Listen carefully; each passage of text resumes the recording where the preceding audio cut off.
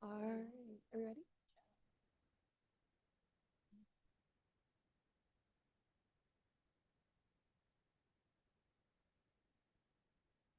All right, we are going to call this meeting to order. If you could please stand for the flag. Please stand for the flag salute.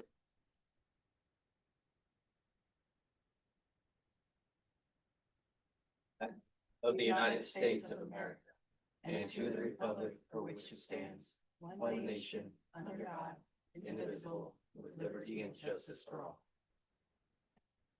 And we are missing Pastor Randy tonight, so there will be no invocation, but we wish him luck in his speaking engagement. Roll call, please. Councilmember Uribe, Here. Councilmember Pimentel, Here. Councilmember Call. Here. Vice Mayor Fossey. Here. Mayor Hernandez. Here. There are no agenda changes, and any council authority member, staff who has a direct conflict of interest or on any scheduled agenda item to be considered is to declare their conflict at this time. None? All right, first presentation, 7.1 PG&E programs.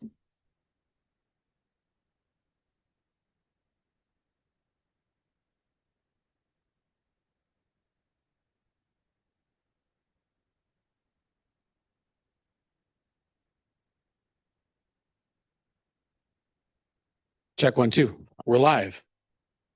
Good evening, Mayor, council members, Maricela and team here in Riverbank. My name is Nathan Alonso. I am your new government relations contact with Pacific Gas and Electric Company. This evening, I wanted to come before you tonight to just give you some updates on some of the work that we're doing here in Riverbank, Stanislaus County, and some of the work that we have going on system-wide. I want to go over some affordability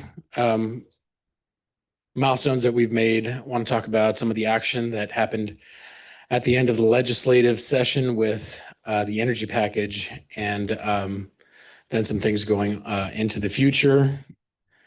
I have slides, and the slides are coming. And then I'd be happy to answer any questions, have any discussion, and I don't have the answers for you at the moment. I will make sure I go and get them for you. Wonderful.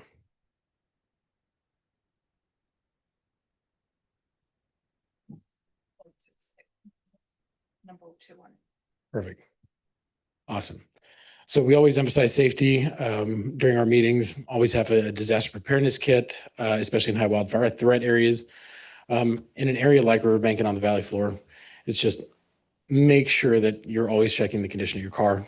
As we are heading towards a change of season, make sure that you check your tires and your windshield wipers.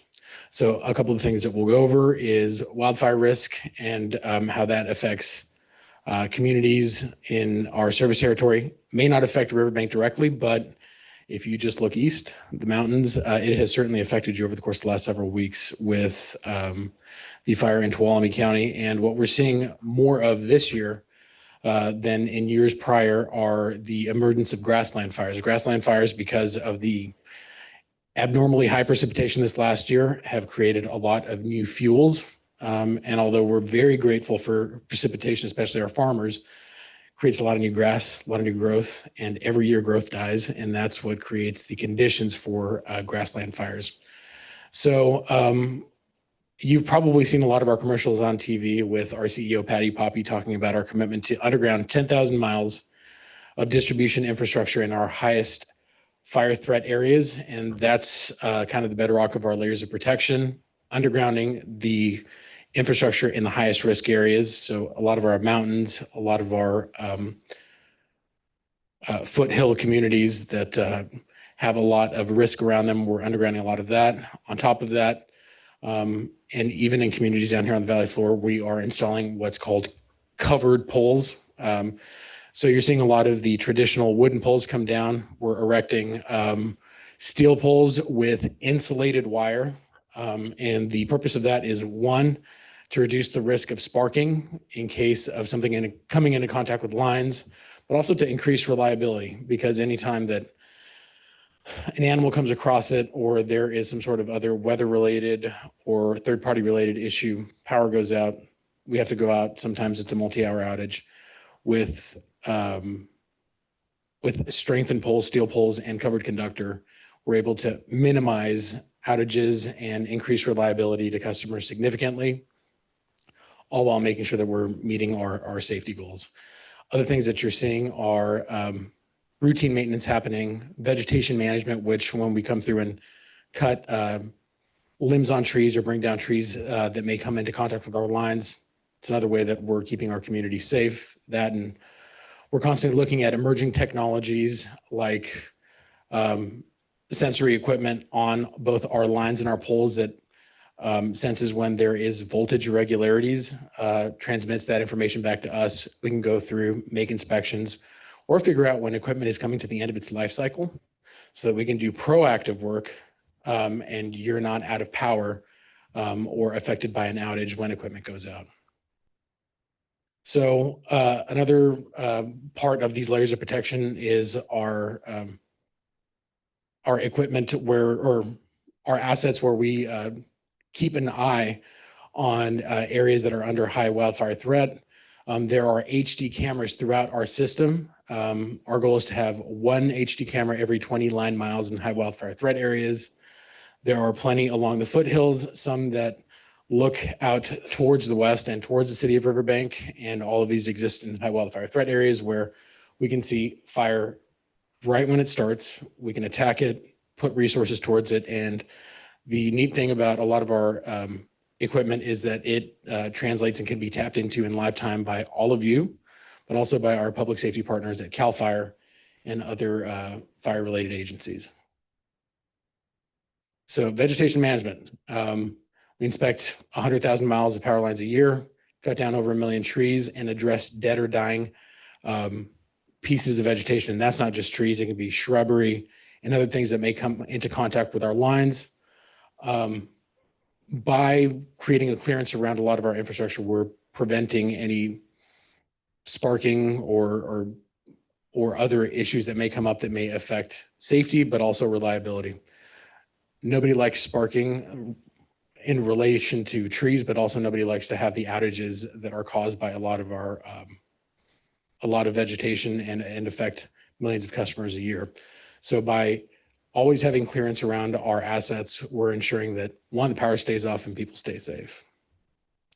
So the work doesn't just happen in high wildfire threat areas, it happens down here on the valley floor, with these being the numbers on work that we're doing in Riverbank. The work is always happening. And our assessment crews, which are through Arbor Line, if you see the trucks rolling through the community, those are the ones that are doing the work for us as a third-party company. If they see an issue, they're pretty proactive about it. So if you see them going through the community, or if you see an issue yourself of, hey, there's a tree in my neighborhood and I think it may come into contact with a line or something that just doesn't look right, please reach out. We can send somebody out immediately to take a look at it. So I know that when we address vegetation management issues, it may not always be a perfect process, but this is what it's supposed to look like.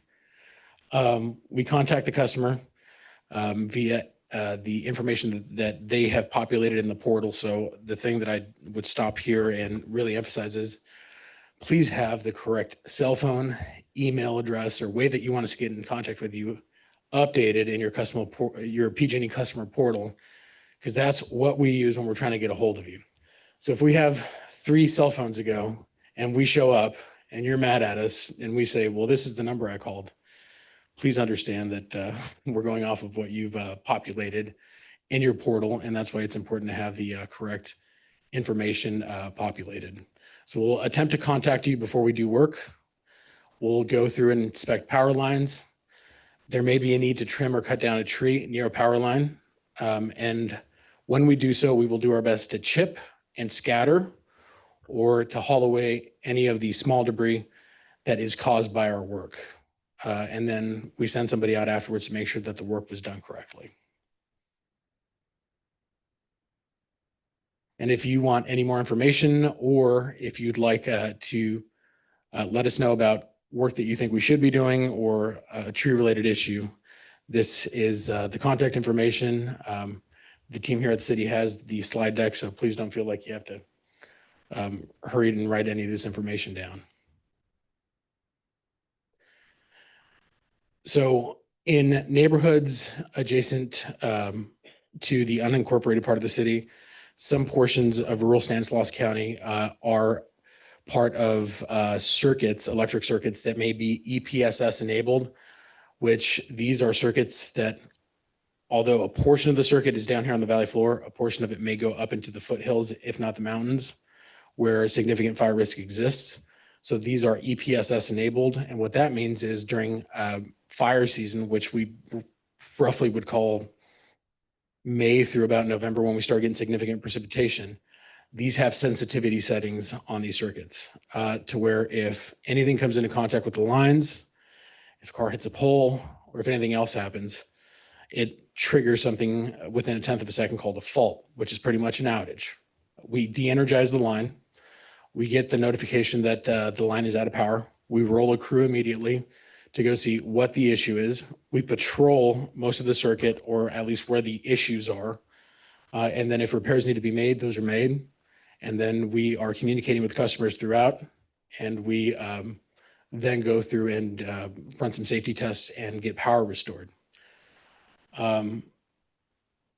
We do our best, and we have done our best over the course of the last several years to minimize the number of these outages by doing the undergrounding work, doing the covered line work.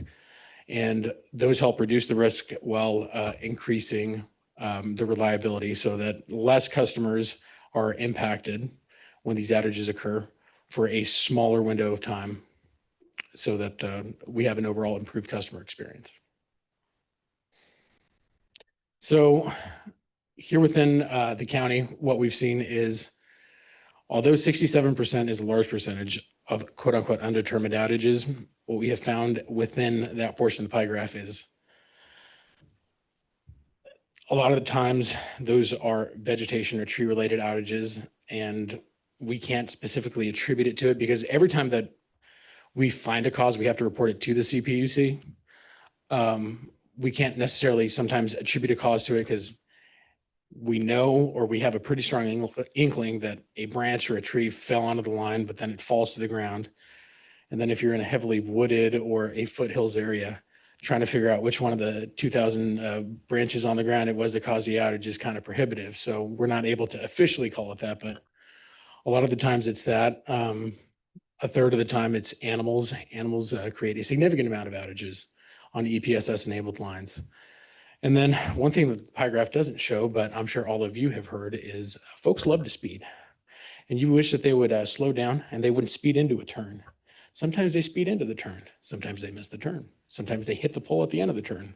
And that creates a significant amount of outages in this valley floor foothills interface, because this is where you start seeing some of the curves going up the mountain start to happen.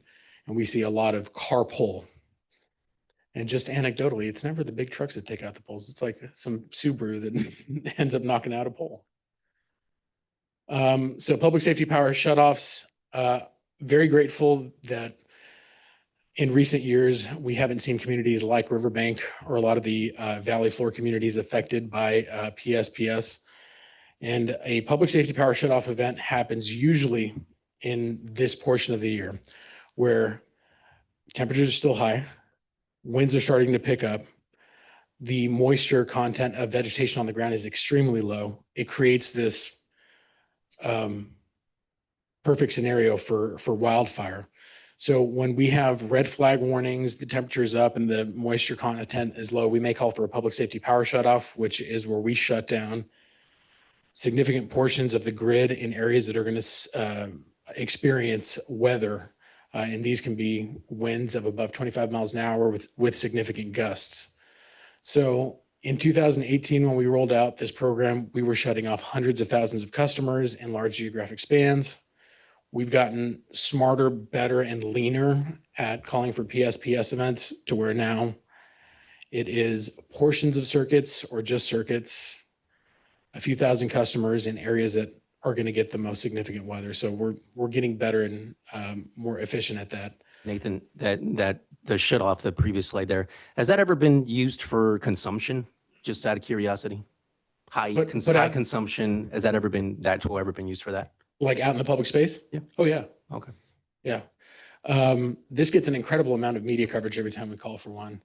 And the frustrating part is when mass media picks it up, is they say a public safety power shutoff is coming to an area near you.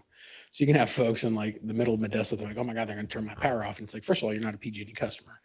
But second of all, this is only going to happen in areas of high wildfire threat. So it would be unlikely that it would happen in a metropolitan area or a suburban area down like we are in here. A lot of the times it happens up in the foothills and especially up in the mountain communities.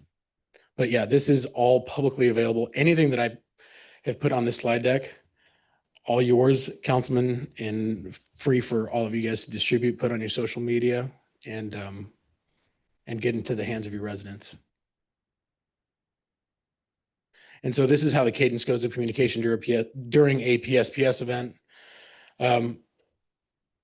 About 72 hours out from when we think we're going to have to turn off the power, we start notifying all of our public safety partners, sheriff's offices, OESs, CAL FIRE, your local fire agencies, EMS, to make sure that they know that we're anticipating doing this. At about that same time, that's when I, in my capacity, start communicating with all of you in local government and telling you, I think this is coming together with the conditions to where we may have a PSPS event. So be prepared. In communities, we usually have what's called a community resource center at either a community center, at a PD, at another public facility where we would stand up a community resource center where we would provide device chargers, blankets, other miscellaneous items that can help people bridge that gap between when we turn their power on and when they get restored. We also collaborate with food banks and other nonprofits in the community to help provide a wraparound approach to support customers during the time that their power is going to be out. And throughout that time, in my capacity, I become very close and very familiar with all of you. I am giving you constant emails, texts, and notifications and real-time information as to how conditions are changing, what specific customers are going to be turned off, where the resources are, and what we're hearing. So yeah, and since I threw like 500,000 acronyms at you guys in just this short presentation, big difference between EPSS and PSPS. EPSS, which is during all of wildfire season, are those automatic settings on circuits that touch high wildfire threat areas. And then PSPS is us being reactive to the weather in real time. And you usually get 72 to 48 hours notification to help prepare for the event of us turning off the power. And all of these different things have a data portal on our website that we can give you access to. So you can see through our website, and we give you login information, all that, where you can see when we've had PSPS events that have affected your community, how many people were affected, and then kind of what our individualized response for your community would be at that time. So now, very importantly, rates and affordability and financial assistance programs and how we support our customers here in Riverbank. So what I'd like to do and to commit to all of you is we'd like to bring some of our customer service representatives out to Riverbank at maybe some annual events, or we can set up events specifically where we can get the word out and have folks who are eligible to sign up for these programs come, and we can get them signed up in real time to receive some of these benefits, which are a 20% discount on their electric and gas bills through our care and fear programs. And then if they are experiencing any tardiness in bills and it's stacking up on them, we can see if they qualify, and we can get them some help through LIHEAP, which can help them clear $1,000 of any utility debt off of their bill. And then we can also help get folks in touch with some of these other proactive programs, budget billing, so they can anticipate what their bill is going to be. We can help get them an energy audit at their home. We'll send somebody in specifically and tell them where some of the vulnerabilities and like energy escape is happening in their home. And if they want to make any improvements, we can also help them through Go Green Home Energy Financing. And then some of these programs are available to specific pockets of customers, in language support for customers who need translation support and services. We provide that. Backup power. So if you have an underlying medical need, we help get you a portable battery so that if the power ever goes out, you have that as a backup.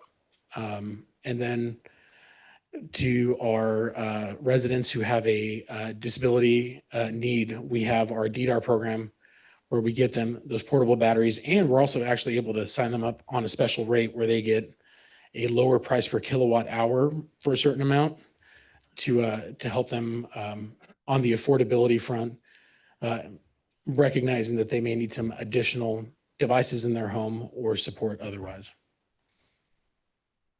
And that would be that medical baseline program and then the vulnerable program, which would help customers with, oxygen machines, cardiovascular equipment and other things obtain the portable battery and the lower price per kilowatt hour. And then some other information that's always available to customers is what we're doing around wildfire safety, emergency preparedness, how to get a hold of us if they see a down power line, a tree coming into contact with the line, or anything else, damaged equipment. They can go to our reported app and let us know. I always like to tell folks, if you see a down power line, don't wait to upload it to some app, call 911. 911 in any community can get a hold of our dispatch immediately, and we can go out and make the situation safe.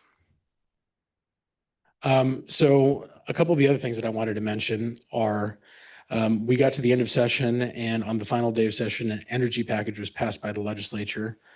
And within that, there was a renewal and a license to allow investor-owned utilities to replenish the California Wildfire Fund.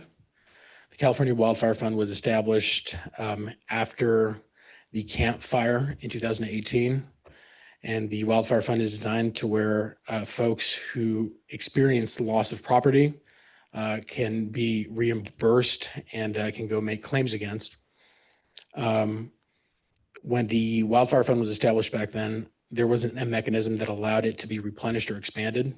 So that's what this legislation on the back end allowed the investor-owned utilities to do, was to go in, expand the amount put in there, and allow it to be replenished, because it was kind of set up as a one-time deal, and now it's being replenished. But we'll probably be seeing some action in the legislature next year that is going to look at what a permanent approach or a long-term approach to wildfire risk, investor-owned utilities, relationship to that risk, and how we can safeguard ratepayers, homeowners, and the state in general around wildfire risk, how we can do that. So there'll be more to come on that. On the affordability front, it does help us because giving the markets an indication that we're taking wildfire threat and risk seriously helps create more confidence out in the marketplace that allows utilities to be rated in a way to where we can borrow capital to do a lot of this wildfire safety work at a lower rate, with any savings that we incur going right back to ratepayers. So over the course of the last several years, between some of those improvements, better credit ratings, and belt tightening within our company, we've been able to bring residential customer bills down from where they were at the beginning of the year. And we anticipate that rates will stabilize over the course of the next year or two. We filed our general rate case in June with the California Public Utilities Commission. And for the first time in over 15 years, we did not ask for a rate increase.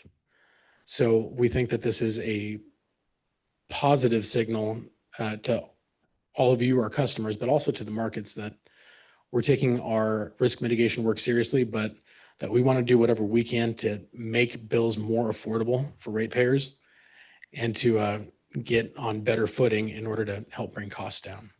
So there is that, and I'd be open to any questions that you may have. you very much for being here. Any questions from council at this time? What changes do you see in the future for like those of us that currently have solar power and those that are going to be putting in solar power? So the California Public Utilities Commission approved a net energy metering 3.0 this last year. I mean, from our perspective, solar is great. If it makes sense for you, go get it. And on our end, we even provide incentives for people who want to go out and get portable batteries as a battery backup. So you can have a fully integrated system where you're getting solar and then it's being stored on an at residence battery. We actually provide rebates for that and generators and other things. I don't know what the future looks like of rooftop solar in California. I know that this last year we saw a spike because folks were going from NEM 2.0 to 3.0. But yeah, I don't know what that market looks like going into the future because the subsidies and incentives that NEM 1.0 and 2.0 have historically provided look different than 3.0. And folks are just going to have to look individually at what makes sense for them.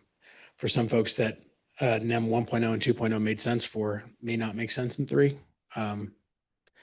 It's something that even I am looking at for my home. So I don't know specifically, or I can't say generally what the future may look like for rooftop solar, but solar, wind, and the renewables play a super critical role in the state's goals for renewable energy. So they're going to have to find a way to make it work. Yeah, I wish I had a better answer, but you know, we're in the power and gas business. We don't need any more stuff to be responsible for. Thank you so much. If we could ask you to come back maybe twice a year, that'd be great to hear some updates from you. Once Yeah, a year. I'd love to, and I'd love to have the opportunity to spend more time in the community. I've gotten to meet a lot of you, and it's been a very positive experience. And yeah, Riverbank is on the right track. Thank you, guys. All right, item 7.2, presentation, the youth engagement study from Project Resolve.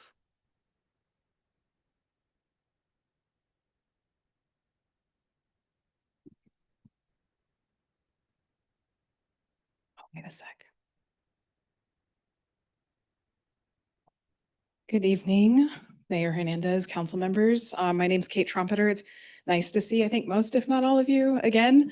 I'm an independent contractor and community impact coach and facilitator. I, among many other projects, have been the primary facilitator and convener for Project Resolve, which started 5 years ago with the intention of sort of the ongoing investigation of trust and strong relationships between communities and their law enforcement agencies. We've taken on a number of different things, including spending some time with your students, better understanding their perception and experience with school resource officers. So we were here a couple of years ago when you guys were considering an investment in school resource officers, and at the request of your Chief Ridenauer, and Project Resolve, we were all interested in visiting your students again to get a little sense of how they've been experiencing your school resource officer over this last bit of time. So what I'm going to present are the results from some focus groups, and I'd be happy to take questions along the way and after we're done. I'd also just point out that Dr. Aguilar, your superintendent of schools, is also here. So certainly if there are questions about the school's direct experience with your SRO or your school resource officer, I'll be kicking those questions to him. So let's see, I actually can't remember exactly when this happened, but it's been a number of months, probably 4 or 5, towards the end of last school year. We held, myself and a colleague, 4 focus groups. So we requested a sampling of students from across your K through 12 district.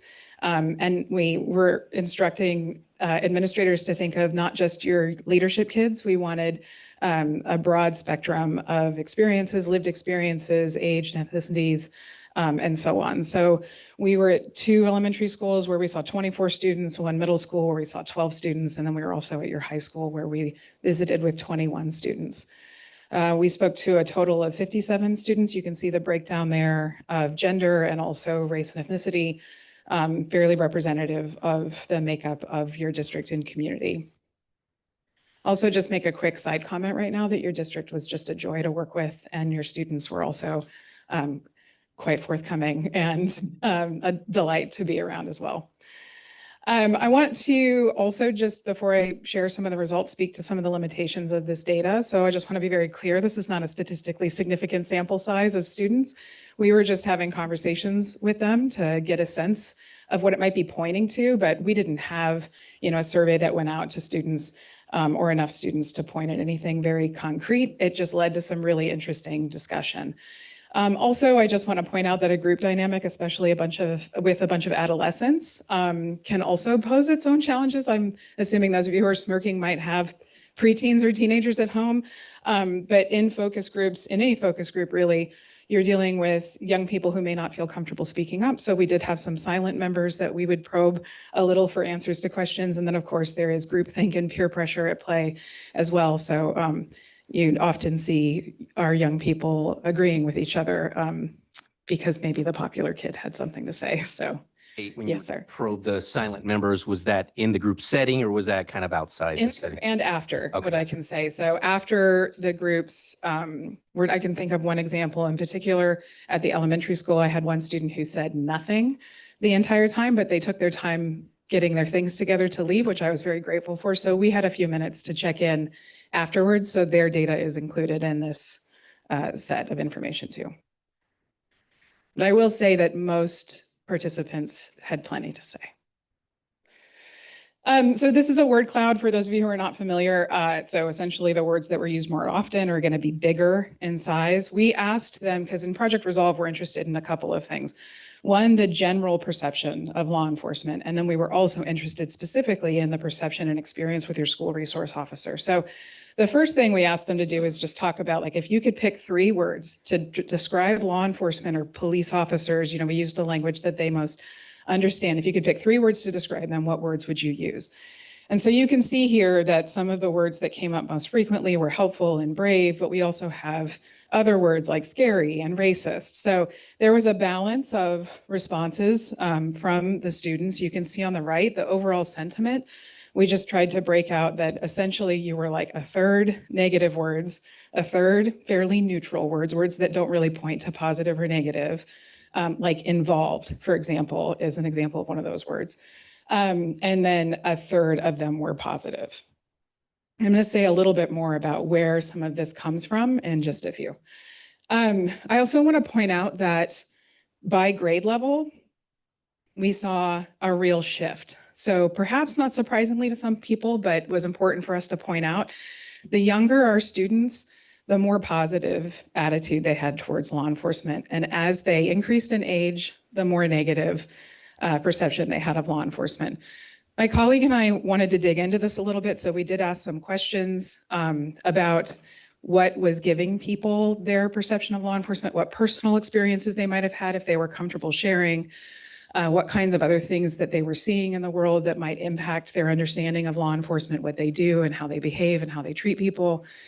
And one thing that I'd like to point out, and there's other things I could say too, is that the introduction of social media has a really big impact on the way that this perception of law enforcement starts to shift in our young people. So most of your young people are accessing online influences and social media around middle school. And when we asked how many of them had had a lived or personal experience with law enforcement that was negative, we had 1 student raise their hand. When I extended that to how many of you have had a family member who have had a lived negative experience with law enforcement, we had about 7 people raise their hands. How many of you seen negative things online on social media about law enforcement? And almost every student raised their hand. And when we asked them with what frequency they were seeing these negative things online and on social media, it was multiple times a week. So that increases with age, especially as they decide what to follow and what to connect with online. And that was just important for our learning, right? Because negative perceptions of law enforcement are things that need to be addressed no matter what, but understanding where it comes from is a really important piece of data for us in Project Resolve as we try to wrestle with appropriate strategies and what conversations to be having. So when we asked about school resource officers, first of all, I just wanted to say that most of your students didn't know what a school resource officer was. So they're not identifying the uniformed officer on campus as an SRO. So I described that to them. And then of course, all of them said, oh, I know exactly who you're talking about. And so we said, could you use 3 words to describe your school resource officer? And you can see those again in a word cloud. The most frequently used word was helpful. You had safe, easy, talk. Also, I'll point out scary, intimidating, and unknown, which I'm going to talk about in just a little bit. And you can also see that we broke it out on the right-hand side by overall sentiment. So slightly less negative, still a lot of neutral words, right? And then a slightly more positive perception of their school resource officer. I'll also just point out that an almost identical trend would happen if you did that across grade levels, as we saw on this previous slide. So the younger they were, the more positive their sense was of law enforcement. And as they got older, the more it decreased.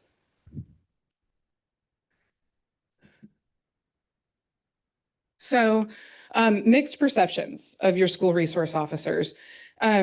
Lots of different experiences. The terms unknown and intimidating, forgive me for not closing that quote there, appear multiple times. When we talked about that intimidating sense or unknown with your students, many of them just pointed to the fact that they didn't know your school resource officer very well, that they didn't have regular contact with your school resource officer, which created a sense of unease. And the data did indicate there was some difference of opinion across racial lines, which was not surprising to us. It's not surprising to us that more frequently your young people of color have less positive things to say about their experiences with law enforcement. The majority of your students support school resource officers being on campus. As I've mentioned, skepticism increases and trust decreases as they get older. This showed up starting in the middle school focus group, as I've mentioned. And I've already talked about how most, not all, have not had a negative experience directly themselves with law enforcement, but it's been affected by social media and online access. When we asked the students why they thought an SRO was on campus, more frequently than not, most of your students pointed to safety and security. When I probed a little bit about what they were scared of on their school campuses, overwhelmingly your students talked about school shootings. I asked them if they'd had personal experiences. Some of them had one incident to call back on in Riverbank that I'm not familiar with, but again, they pointed to what they're seeing on social media and what they're seeing in the news, and that they believed the reason that your SRO was on campus was to keep them safe. They also believe that SROs are on campus similarly for enforcement. So there is something interesting here we talked about in Project Resolve, because there's a story that school resource officers are on campus for engagement purposes and to build relationships. And there's another story that your SROs are on campus to enforce, right? Bullying, vaping, any behavior issues that might come up on campus. These students, regardless of the intention here, they believe that SROs are on campus primarily for enforcement. And none of them had been involved in any enforcement action with your SRO. It was just the story they're holding about why they're on campuses. Only 3 of the 57 students truly expressed a negative view, citing that SROs brought stress to them, like having a uniformed officer on campus. So 3 of your 57 students said that they didn't really want your SRO there. And I just pulled out a little more data about students' reasons. So they wanted an SRO on campus because they think they supported having an SRO on campus because they think it increases safety and security. And it helps to maintain order. Like just the idea of having a uniformed person walking around campus, they think that helps make them safer. And I provided some quotes for you directly from some of your students. School shootings and people bringing weapons to school is becoming more common. It would be better to have someone here ready to help and fight back if that ever happens. And the other quote is, I do want a school resource officer on campus because it would help me feel more secure in school and help me feel less worried knowing that they're there. So you kind of made us a little uneasy with that first quote, if you want to back up a little bit there. So seeing an increase of more weapons coming to the schools, that kind of Yeah, so little uneasy on those kind of comments. Sure. And what I would say is that I didn't necessarily get the sense that it was because they were seeing more weapons at their schools. I really believe, and this is what we found when we asked, like, do you have a story you can tell us, right, about this happening at your school site? And 95% of the time, the answer was no. I saw this thing on Instagram. I saw this thing on Snapchat. I saw this thing on YouTube. So I don't want the takeaway to be there that they think there's more weapons coming to their schools. That's not what we got from that. It was just they have this story that they're living in dangerous times. Right, more influence from social media. Exactly. Yeah, gotcha. Thank you for clarifying that. Couple more slides. So we also asked, like, well, why should we not have an SRO on campus? What are the reasons not to? And there were students who, especially at the high school level, felt that the presence of the SRO hadn't made a noticeable difference in school safety or the climate. They reported rarely seeing the SRO. They questioned their effectiveness. I will also say that when we debriefed this in Project Resolve, that engaging with young people at the elementary school level is far easier than engaging with young people at the high school level. I think that I use that not as an excuse, but a point of data for us to consider that engagement becomes more difficult the older we get, and the environments of our school campuses are a little more complex, and the number of students at our school campuses as they get older is also more. So I think there's lots that could be unpacked about this experience at the high school level. And then the other thing I'll point out is that we had some students who just said, I don't know who my SRO is. We haven't been introduced. So that led to a sense of like, so I'm not really sure what they do. And most of the students did note, we have one SRO to cover all of our schools. And so we get that if they're only here one day, for example, we may not all be developing these really deep relationships. So a couple insights that I presented back to Project Resolve. We talked about this the last time I was here. Personality is so important, right? And if you recall, the last time I presented, we had a bunch of students at the high school who were like, we don't want a police officer on campus. That would be awful. And I said, well, describe the police officer you would want on campus. And they all talked about this one deputy who goes to football games. And as soon as somebody brought that guy up, everybody in the room was like, yeah, let's have that guy on campus. And that's who you have on your school campuses. So they all talked about, with those who knew this deputy, how much they love him, that he talks to them a lot, with helps with their problems, not just at school, but at home. Those who hadn't engaged with the SRO wanted to engage with the SRO more. I want to learn about him. I want to learn what he does. One student said, I think he should talk more with the kids that are in trouble, but not get them in more trouble, which I thought was interesting because that's like not enforcement, right? That's like mentoring and connection.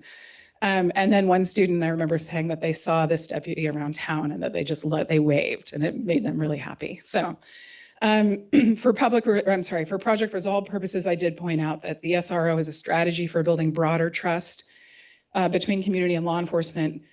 It didn't seem to have much of an impact, so that was for our own learning.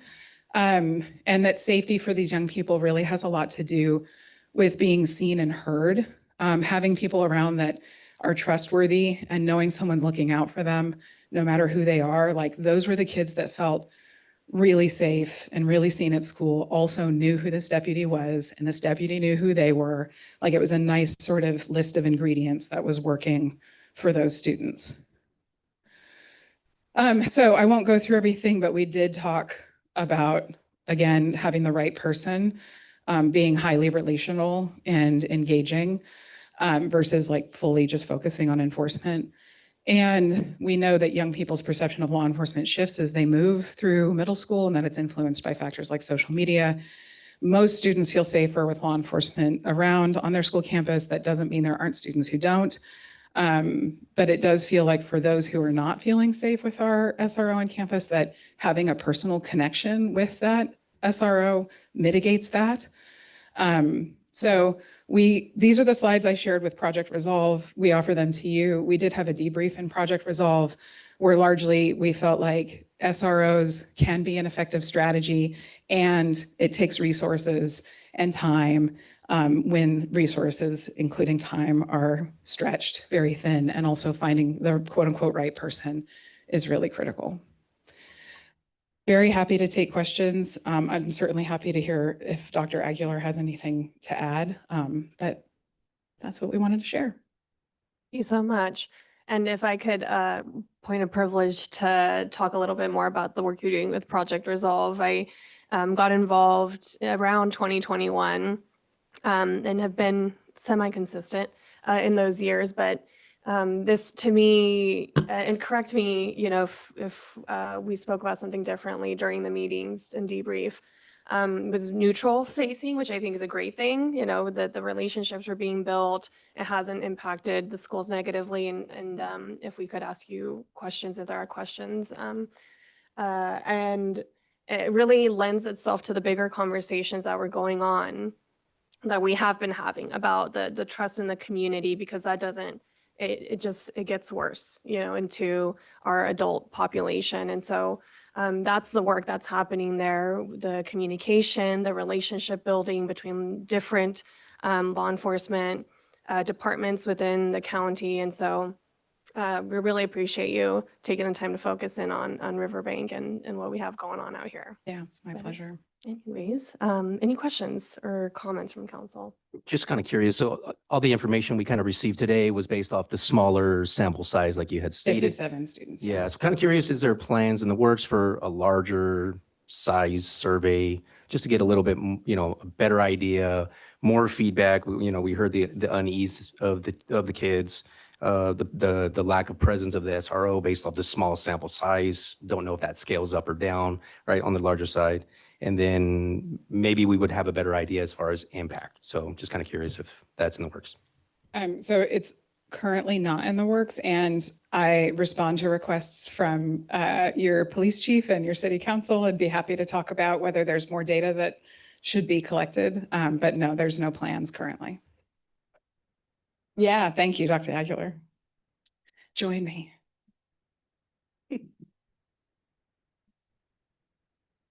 Thank you. Good evening. First, you do have 7 of our students on the Riverbank Youth Council. I will be meeting with them on Thursday, and I've invited Mayor Hernandez to participate. But these are the types of questions that we would be asking. So it's a combination of Riverbank Youth Council and the Superintendent Student Advisory Council blended together. So it's a group of 14 students, and it's questions like this around the safety, school resource officer, that will be probing and asking more questions. So they're hour-long meetings. We provide them lunch. They're supposed to represent all the campuses along with our student board members. They will go to campus and have a peer-to-peer conversation and report back during our board meetings. And if you'd like to collaborate, or if you'd like to have some of our students that I'm meeting with that are part of this work come and report, I think that is really powerful, listening to the students. It's sometimes a little bit clearer message and a little bit more raw and real. No. Comments or questions? All right, thank you so much. Thank you. 7.3, a presentation updating us on cheese and wine.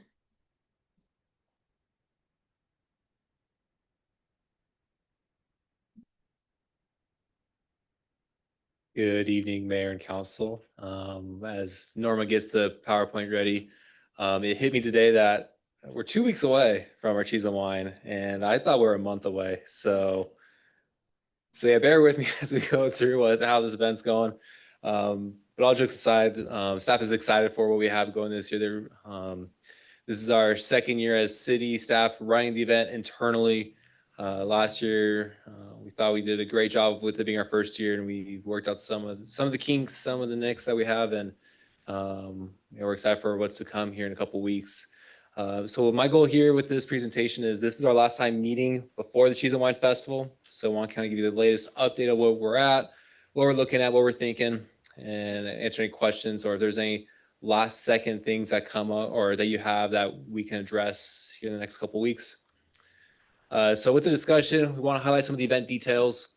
We're going to highlight some of the activities, the events, We're going to go over our budget that we have to date, the event map, and other notes, kind of fill you in, and then answer any questions, comments, concerns, anything you may have there.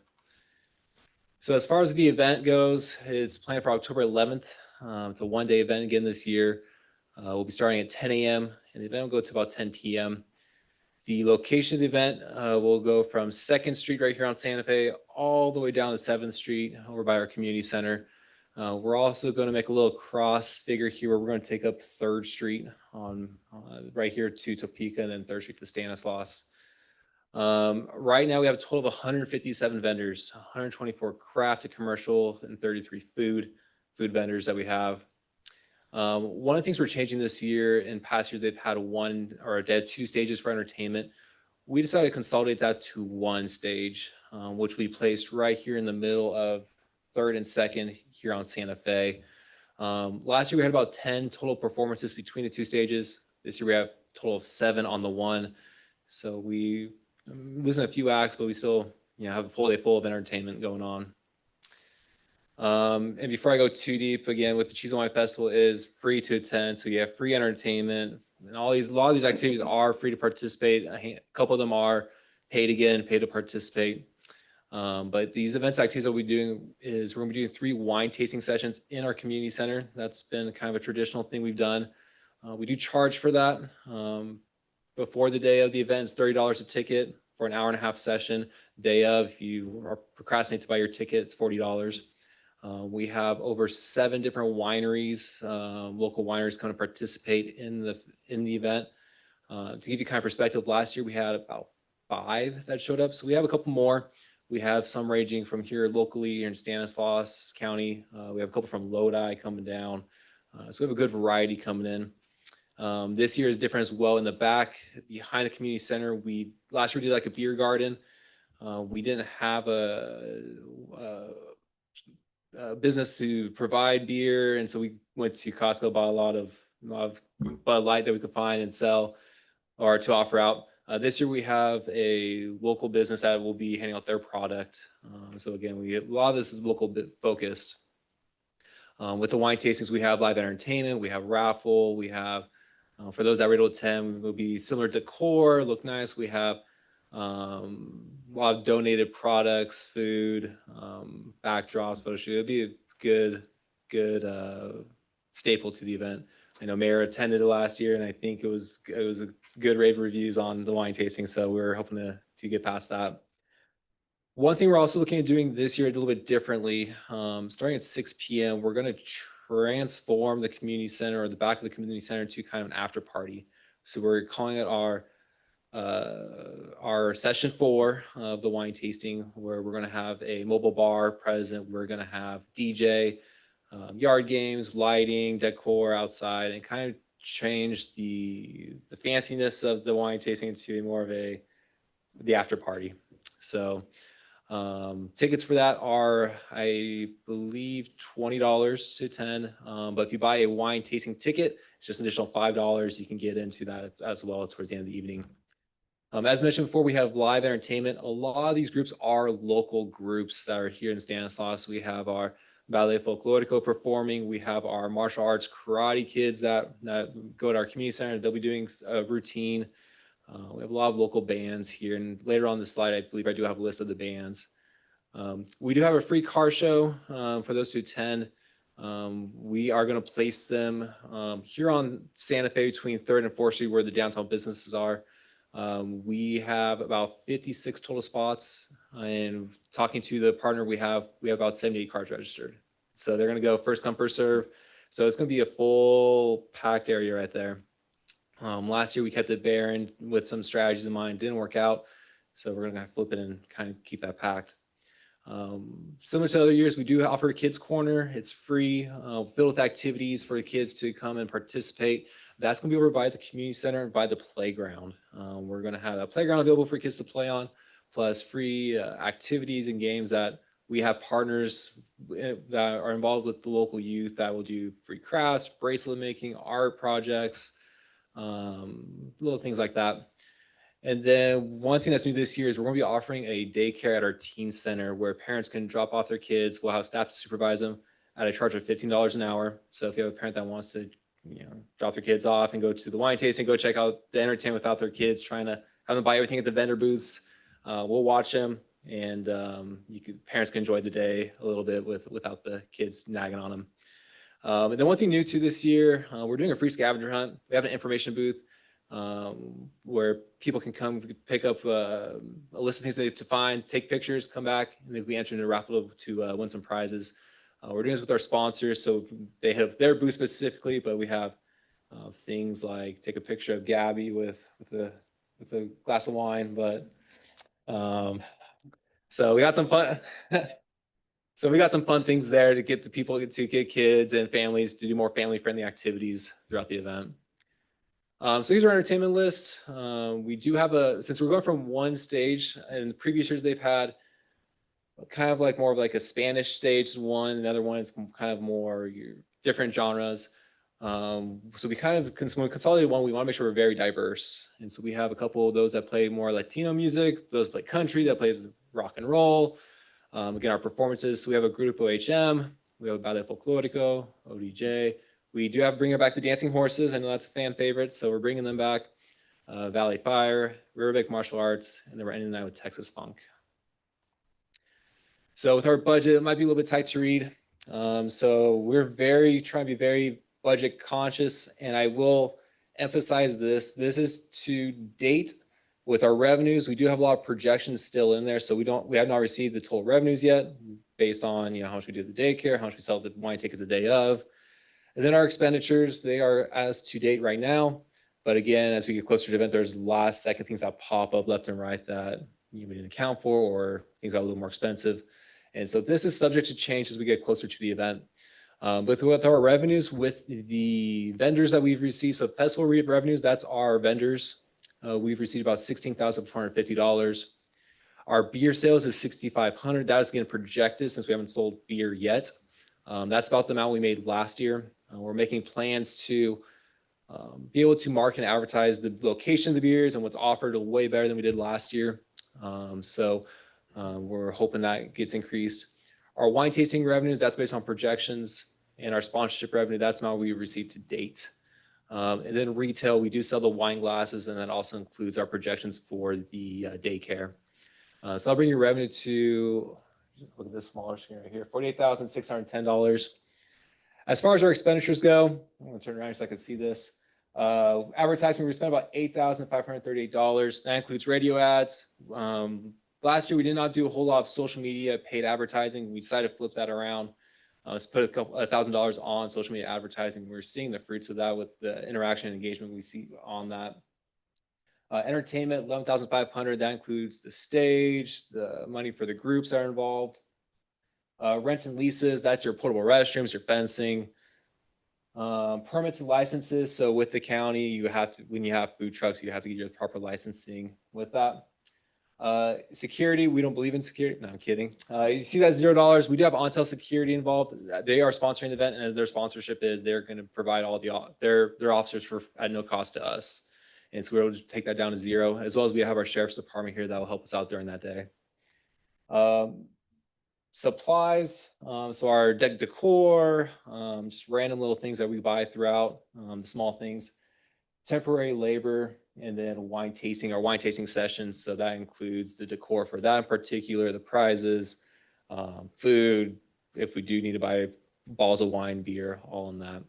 So our projected expenditure is $47,318.57, which as of right now leaves us at a projected profit of $1,291.43. Again, that's better than what we've seen in recent years, but again, put a little bit of caution there as we are a couple weeks away. Things can drastically change. We're last second things that pop up, and with our revenues, we don't expect any major sponsorships coming in at the last second. Things can change. So when we do a presentation again at the end of the event, we look over the budget. Like I said, don't look at this like you told us we made money. Like give you that little asterisk there. As far as the map goes, kind of show you the layout a little bit. It's a little bit hard to see. I'll start from 2nd Street going east. As I mentioned before, we're going to have the main stage between 2nd and 3rd Street. It's going to be blocking the street there. We're going to use that as like kind of like a natural barricade. We usually put up concrete blocks. We'll use the stage as natural. Behind the stage, we are going to use that as the staging for the entertainment. So with our dancing horses, people can come in and get dressed, change, get ready for their entertainment back there. In front of the stage, this year we've rented out chairs and tables so people can sit down and watch the entertainment. We've got umbrellas so people can buy their food, sit down, enjoy the entertainment with their family. And then as you get to the main intersection here, you see the big yellow rectangles. That's all food trucks. So we'll cover both sides of the street. And then on the end caps, we'll have food trucks being the natural barricades right there as well. In the middle, we'll be serving our beer and wine for the public. We have a beer trailer, which will have 4 tables surrounding it. So it's nicely located, easy to recognize. As you go down further east, you'll see a lot of red rectangles that represents the car show. You also see a lot of orange circles spread throughout that represents trash cans. The blue circles represent bathrooms. As you get further down, you'll see a lot of green. That's our craft and informational vendors going down. As you get closer to the community center, you'll see the orange diamonds. That represents an activity. So you'll have at the teen center, our daycare, the wine tasting, the kids corner. You might see some stars there. That's representing that we'll have officers present right there at all times. We'll have signage throughout indicating, no traffic through this point, no alcohol past this point.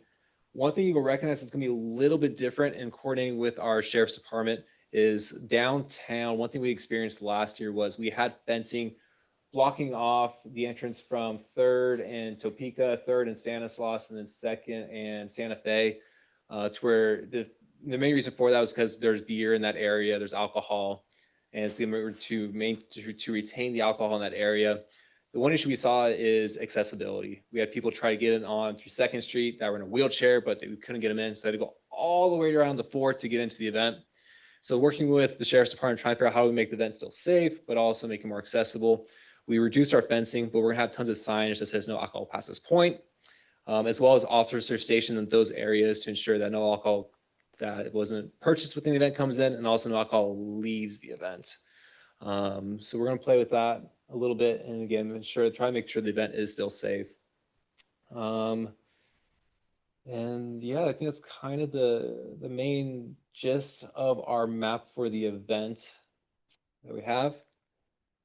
And so then other notes I want to present to you guys. So we have notified downtown businesses of the event and its details on Friday, September 15th.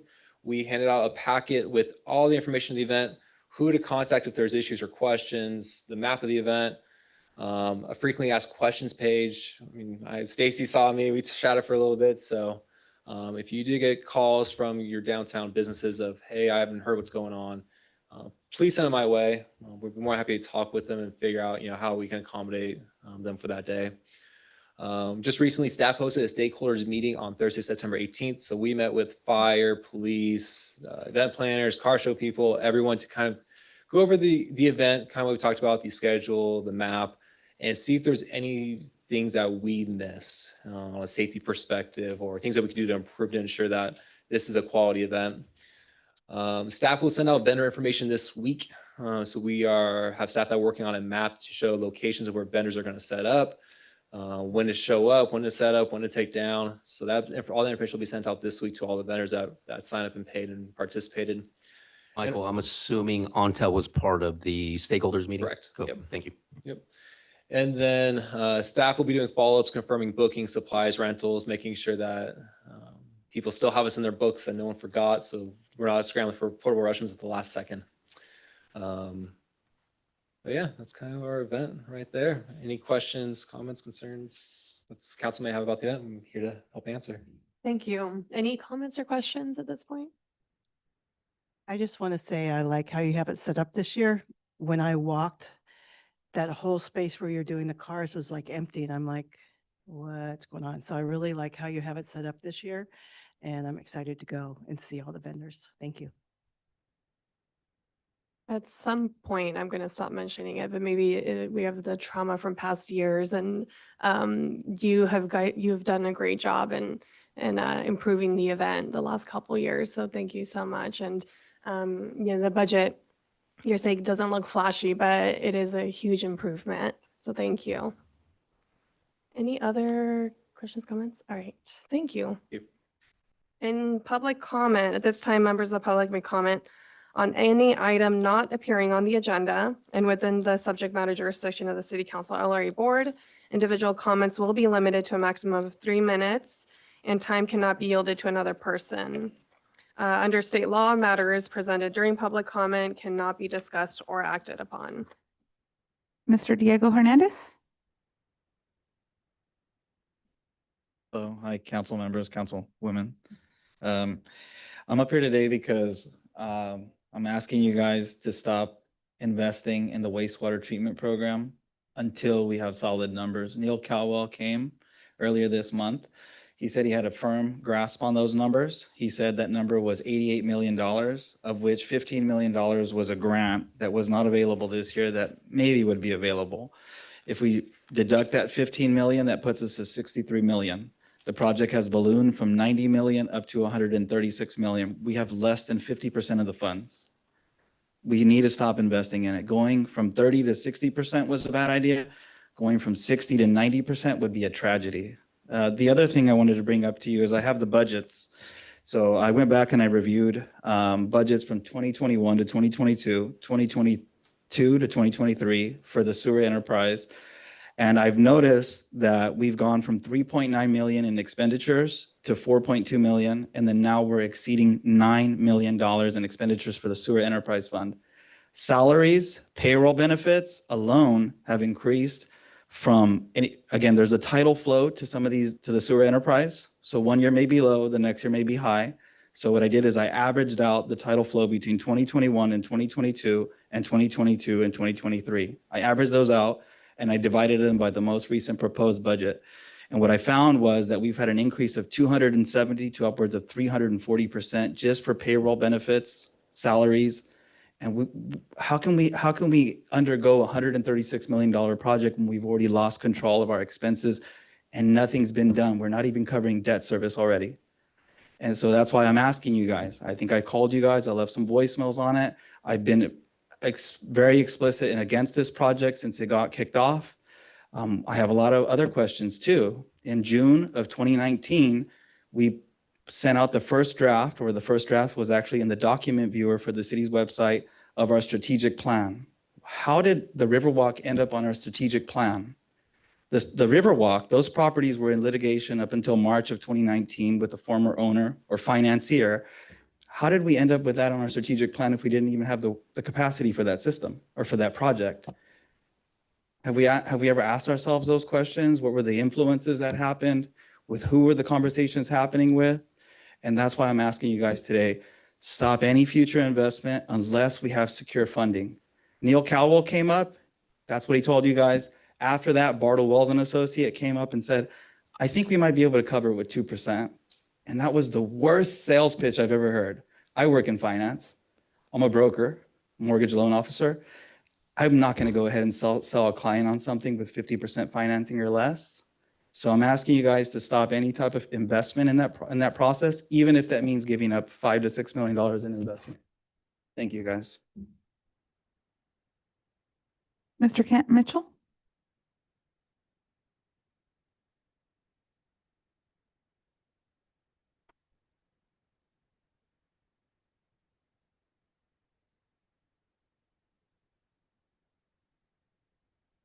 You guys have ever seen one of these before? My name is Kent Mitchell. I am a citizen of Riverbank. And I'm also the political chair for Stanislaus County Sierra Club.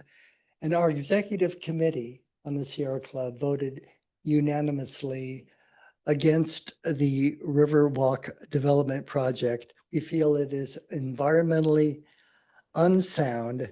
The project would pave over soil of very high arable quality and negatively affect the underlying reservoir. It's right on a floodplain. We see no logic in paving concrete on the best soils and water recharge areas when other land is available. As a Riverbank resident, I participated in canvassing for the Urban Limit Initiative on 2 occasions. The first one, for some reason, somebody was hired and they engaged in signature gathering fraud. And that caused us to miss the election for this year, November. We got right on it, got more professional people, easily got enough signatures, and the Urban Limit Initiative will be on the ballot in November 2026. Now, if passed, the voting citizens of Riverbank will decide issues such as Riverwalk. It will be up to the voters. Now, when I went door to door, in all honesty, people are against this project.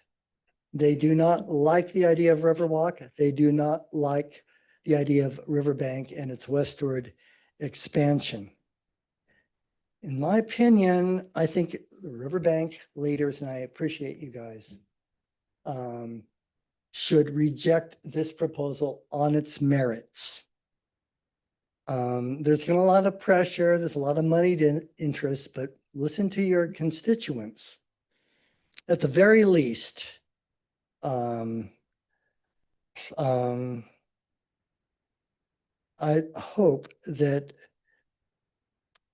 you will wait until the citizens of Riverbank have a chance to express themselves at the ballot box regarding something that will greatly impact their lives and the environment.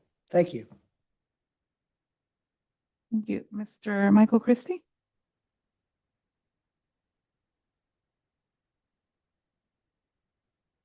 Good evening, Mayor and council members and staff. Hope you guys are doing well. Just a couple of community related things. Spoke with Donnie at the Sierra House yesterday, and they have a tremendous need for socks, underwear, and laundry detergent. So I just wanted to see if we can get the word out to the community for that and help them any way we can. And then second, after we all enjoy wine and cheese in a few weeks, don't forget about Shop with a Cop, November 8th. It's for a great cause.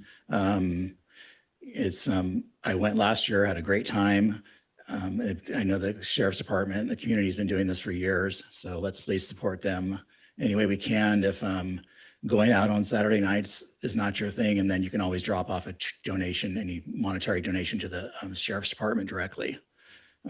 Riverbank Police Services, excuse me. And then lastly, attended the Sister Cities Mexican Independence Day celebration with my wife. We had a great time. I think they did a great job and it was a lot of fun. I'm glad to see that looked like a pretty full dinner event there. So I'm happy for the Sister Cities. I'm happy to see something like this in Riverbank and all these different times we're living in. So thank you to the Sister Cities and the committee for everything they did and for and having us there. Thanks. Thank you. Ms. Amal?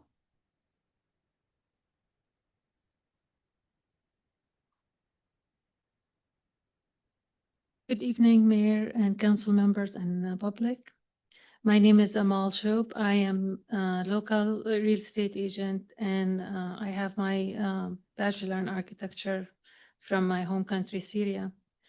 I have passion for problem solving. 2 years ago, I began exploring solution to California homelessness crisis. That work has led me to a concept called California Regional Recovery Network, CRRN. At its core are homeless recovery centers, repurposed unutilized property such as hotels, hospitals, and campuses, designed to provide not only shelters, but structured recovery services, workforce training, and clear path to a long-term independence. Even as a smaller city, Riverbank could play a critical role as a pilot site, helping demonstrate scalable regional solution to this pressing problem. I've shared this idea with the mayor in the past, and tonight here I brought some hard copy. I wanna put it in the hands of you guys. And I need some guidance because for some reason I feel like I have this in my hands and I wanted to move forward.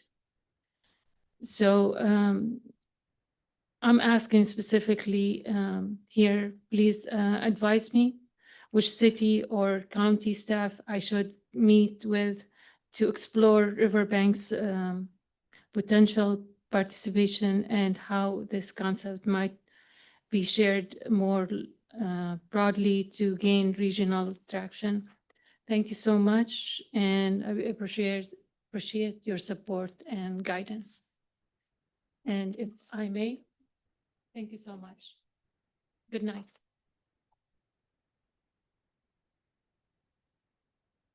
Mayor, that is all we have for public comment. Oh, we have one on Zoom. The hand went down. There it is.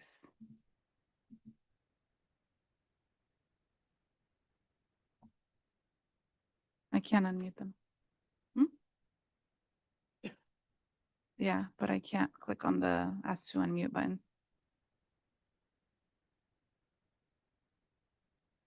Hello, Go ahead, Ms. Agers. thank you. Jamie Agers, live on McHenry Avenue, Modesto, within the project area of the proposed Riverwalk project. I would just like to continue the comments I made from your last meeting, which addressed the wastewater treatment plant capacity. The draft EIR for the Riverwalk project says on page 3.14-2 the following, quote, "The wastewater treatment plant is near capacity." Same page goes on to state, quote, "Future development will require that the plant be expanded." This is to address the discussion in the EIR about the shortfall in wastewater treatment capacity. The EIR goes on to state in chapter 4.0, which is the chapter that discusses the mitigation measures for the project, on pages 30 and 31, the following, quote, "This is a potential significant impact." And they're referring to the wastewater treatment plant capacity. "This is a potential significant impact. However, mitigation that limits construction, meaning construction of the Riverwalk project, to only those units that have secured capacity would ensure that there's not an exceedance of sewer capacity." So in other words, approval of the project would be contingent on limiting the full build out of the project to only those units that have secured capacity. I appreciate that Councilmember Call is going to be addressing police services later on tonight's agenda. And in my next comments at a future meeting, I'll point out the sections of both the draft EIR and the 2016 Municipal Services Review that was presented to LAFCO for the Crossroads West expansion project, and the comments that are included therein that address police services. Thank you.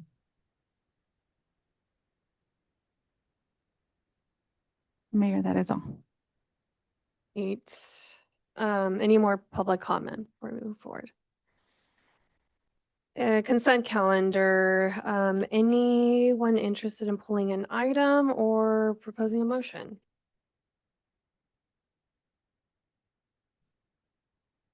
Okay, I'll make a motion to approve the consent calendar as is. I second. Roll call, please. Councilmember Uribe, Yes. Councilmember Pimentel, Yes. Councilmember Call, Yes. Vice Mayor Fosse, Yes. Mayor Hernandez. Yes. Motion passes 5-0. All right. New business, 11.1, a resolution approving an agreement with CivicPlus for agenda and meeting management software. Mayor and Council, this is Gabby Hernandez, your city clerk, will provide this item. I'll wait for Norma to pull up the slides. But tonight for your consideration, I have the purchase of a CivicPlus agenda and meeting management software that would help my job and some of our other staff that create agendas for some of our other boards.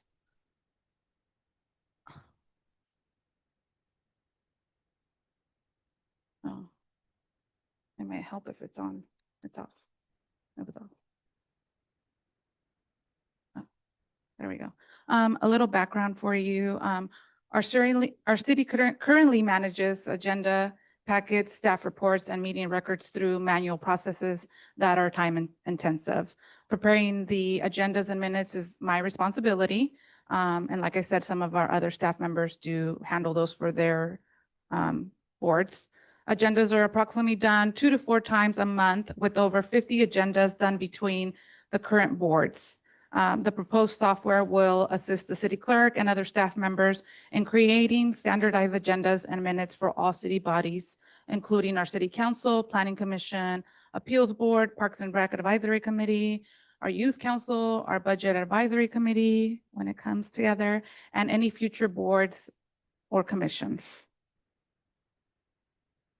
Some of the key features of this software is that it is a digital agenda creation and approval workflow. It standardized the templates for minutes and staff reports. It can hold up to or handle up to 10 meeting types, and 10 board configurations are included in the software, but it's not limited to, but it can hold that configuration. It does have a public resident portal, which embeds on any web page, gives access to all meeting content in one page. It does PDF downloads of agenda packets, minutes, and all supporting documents with bookmarks and hyperlinks for direct access to specific documents. Gabby, if I can pause you real quick, can you go back one slide? Ad hoc committee. So you mentioned youth council. My understanding, that's an ad hoc committee, not subject to Robert's rules. So this would apply to them as well? So it would be available to any committee, so like sister cities committees, youth council, if they wanted to use the software. Okay, so optional. It's optional for Okay, them gotcha. to use it and be able to access that, to have a template for them to use. So we would have it available for any one of our boards or ad hoc committees that we have. Not necessarily that they have to use it. It does have a council board portal. It would give officials a personal secure location to review and take notes on all meeting content, including agendas and all attachments. This council board portal would be private. So as for you, like council members, planning commission, any board member would have access to this portal. You would be able to look at the agenda, make notes on that agenda in the portal, and for you to be able to view it without anyone else seeing those notes that you have on it. So when you're reviewing your agenda, you can go in there, make notes, and then you would be the only one that could see that. And then bring it forward for your meeting and have it on your computers, on your laptops. There is staff and board training that comes with this software. We would have 4 hours of training for all staff members, or as we see fit. Our board would get trained on how to use the board portal. There is 24/7 tech support. A lot of the training will come from, or will come with the staff that does staff reports in there, that creates all those things for us. Like I would probably work with our planning commission secretary, Michael, who handles our Parks and Rec advisory committee, and create the template that we want to use for all of our agendas. The benefits to the city is that it would save time and reduces manual errors, improves consistency across all city bodies. So it would look uniformed and all the agendas would be similar. It provides a scalable, secure cloud-based platform for staff, boards, and residents. And as some of you are aware, last week we had server issues. So that kind of held me back from putting the agenda together till Thursday. We couldn't do review. We couldn't do, staff couldn't put their documents in our shared folder and our servers. So it did hold us back quite a few days. And then it left me scrambling and our city manager scrambling to put together the agenda on Thursday. This would be a cloud-based format and we would just be able to work from anywhere. The implementation plan would take about 14 to 16 weeks, depending on the training and setup that is done with staff. Staff would begin using the software during training. There is a 30-day trial and consultant access before we go live to the public and to everyone. CivicPlus has a long track record of providing a secure cloud-based platform for cities. The implementation includes best practices to ensure a smooth transition. And just to let you know, CivicPlus is currently our website and next request public portal provider. So this would all be integrated together. They already do, like I said, our website and our next request portal, which have been very useful to staff. We've gotten pretty positive feedback regarding that software. So we just want to make this all look similar, and it would help staff as well. So I know it's already integrated in the website, but did we do any additional kind of looking at other vendors, looking at costs, kind of comparisons and stuff like that? Or did we just kind of simply go with CivicPlus? It's already in the system. Did we do any kind of analysis there?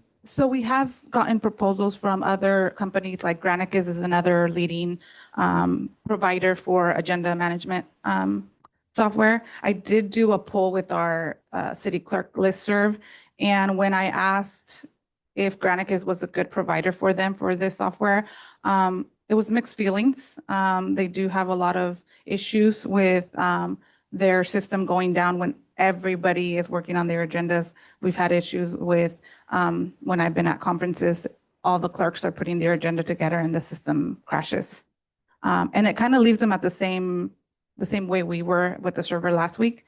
So when that happened, we went ahead and did the demo with CivicPlus, and they have a really good track record of not letting that happen. And if it does happen, they're on it right away. They gave me an estimated of like, we would have it up within a few hours of it crashing. We would not let you go without being able to upload your agenda. But we did, to answer your question, we did look into other providers. And the cost would be for year one, it's an initial cost of $10,200 for configuration and training in the first year. And then year two and beyond is $6,300 with a 5-year annual uplift. The funds would be allocated from the general reserve to the administration budget. Staff recommends that the city council approve the resolution authorizing the city manager to execute an agreement with CivicPlus for the agenda and meeting management software. And I'm available if you have any questions. Any comments or questions for City Clerk? I'd like a recommendation. We go ahead and approve 11.1. I'll second. Just a reminder of taking public comment. Oh, just kidding. Sorry about that. Any public comment on this item? We don't have anyone on Zoom. The formal motion? A motion for 11.1. Approval second. Roll call, please. Councilmember Uribe? Yes. Councilmember Pimentel? Yes. Councilmember Call? Yes. Vice Mayor Fossey? Yes. Mayor Hernandez? Yes. Motion passes 5-0. Thank you. 11.2, consideration of the termination of opportunity Stanislaus Memorandum of Understanding. Mayor and council, this item is a follow-up to the last meeting that we had. The meeting consisted of reviewing the MOU between the city of Riverbank and Opportunity Stanislaus. At that point in time, council members were able to go through the line item responsibilities of Opportunity Stanislaus and what they had and had not provided during that time. We also had their CEO, Dave White, who was here to provide some additional feedback and comments with regards to the specific duties that they had provided to the city during the term of this current contract. At the end of that meeting, or at the end of that agenda item, there was a motion to bring back the consideration of the termination of that contract, which we have before you today.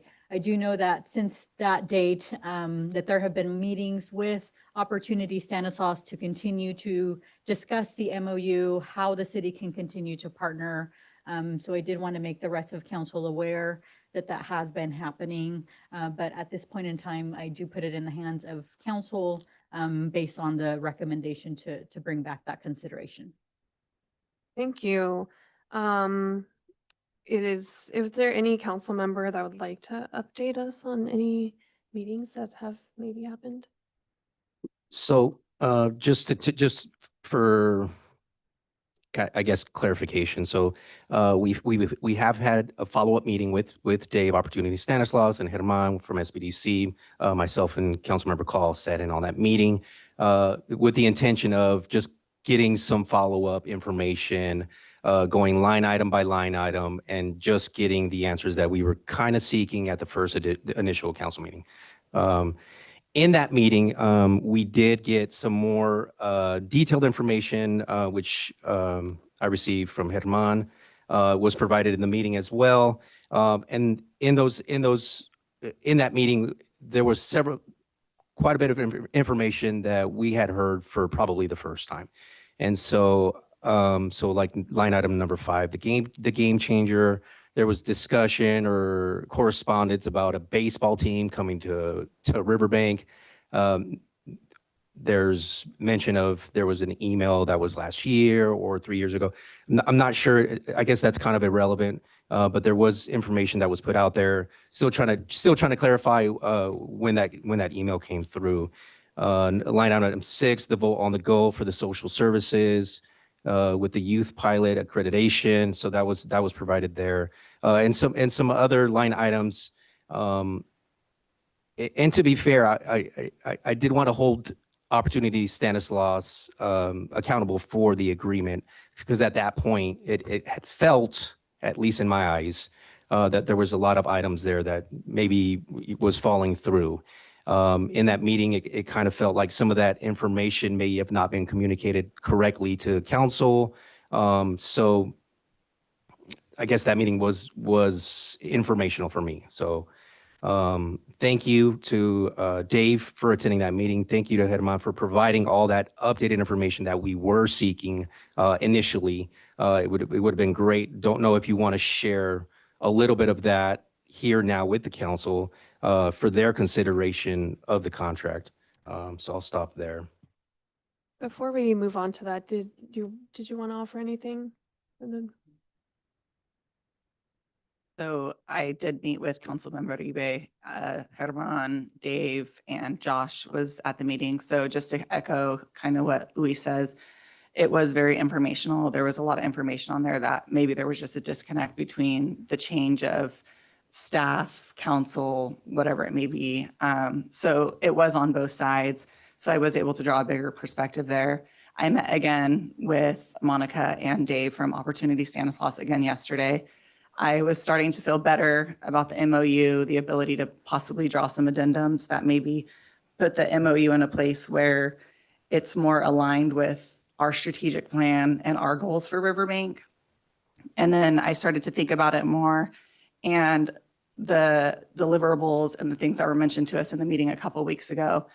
And a lot of it was focused on the Riverbank Industrial Complex, which is on the MOU. And then looking into it more, Ametis is already an investor, Repsco is an investor. So a lot of the work that was being done at the RIC is with existing investors. So it almost felt like there was a lot of overlap. So we're investing into something where there's already investors involved in it. So that's kind of what I wanted to share with council to make sure that you guys all knew more in depth. And then I'd love to hear from Dave if he has any additional commentary on that side, and maybe even Josh, if there's anything.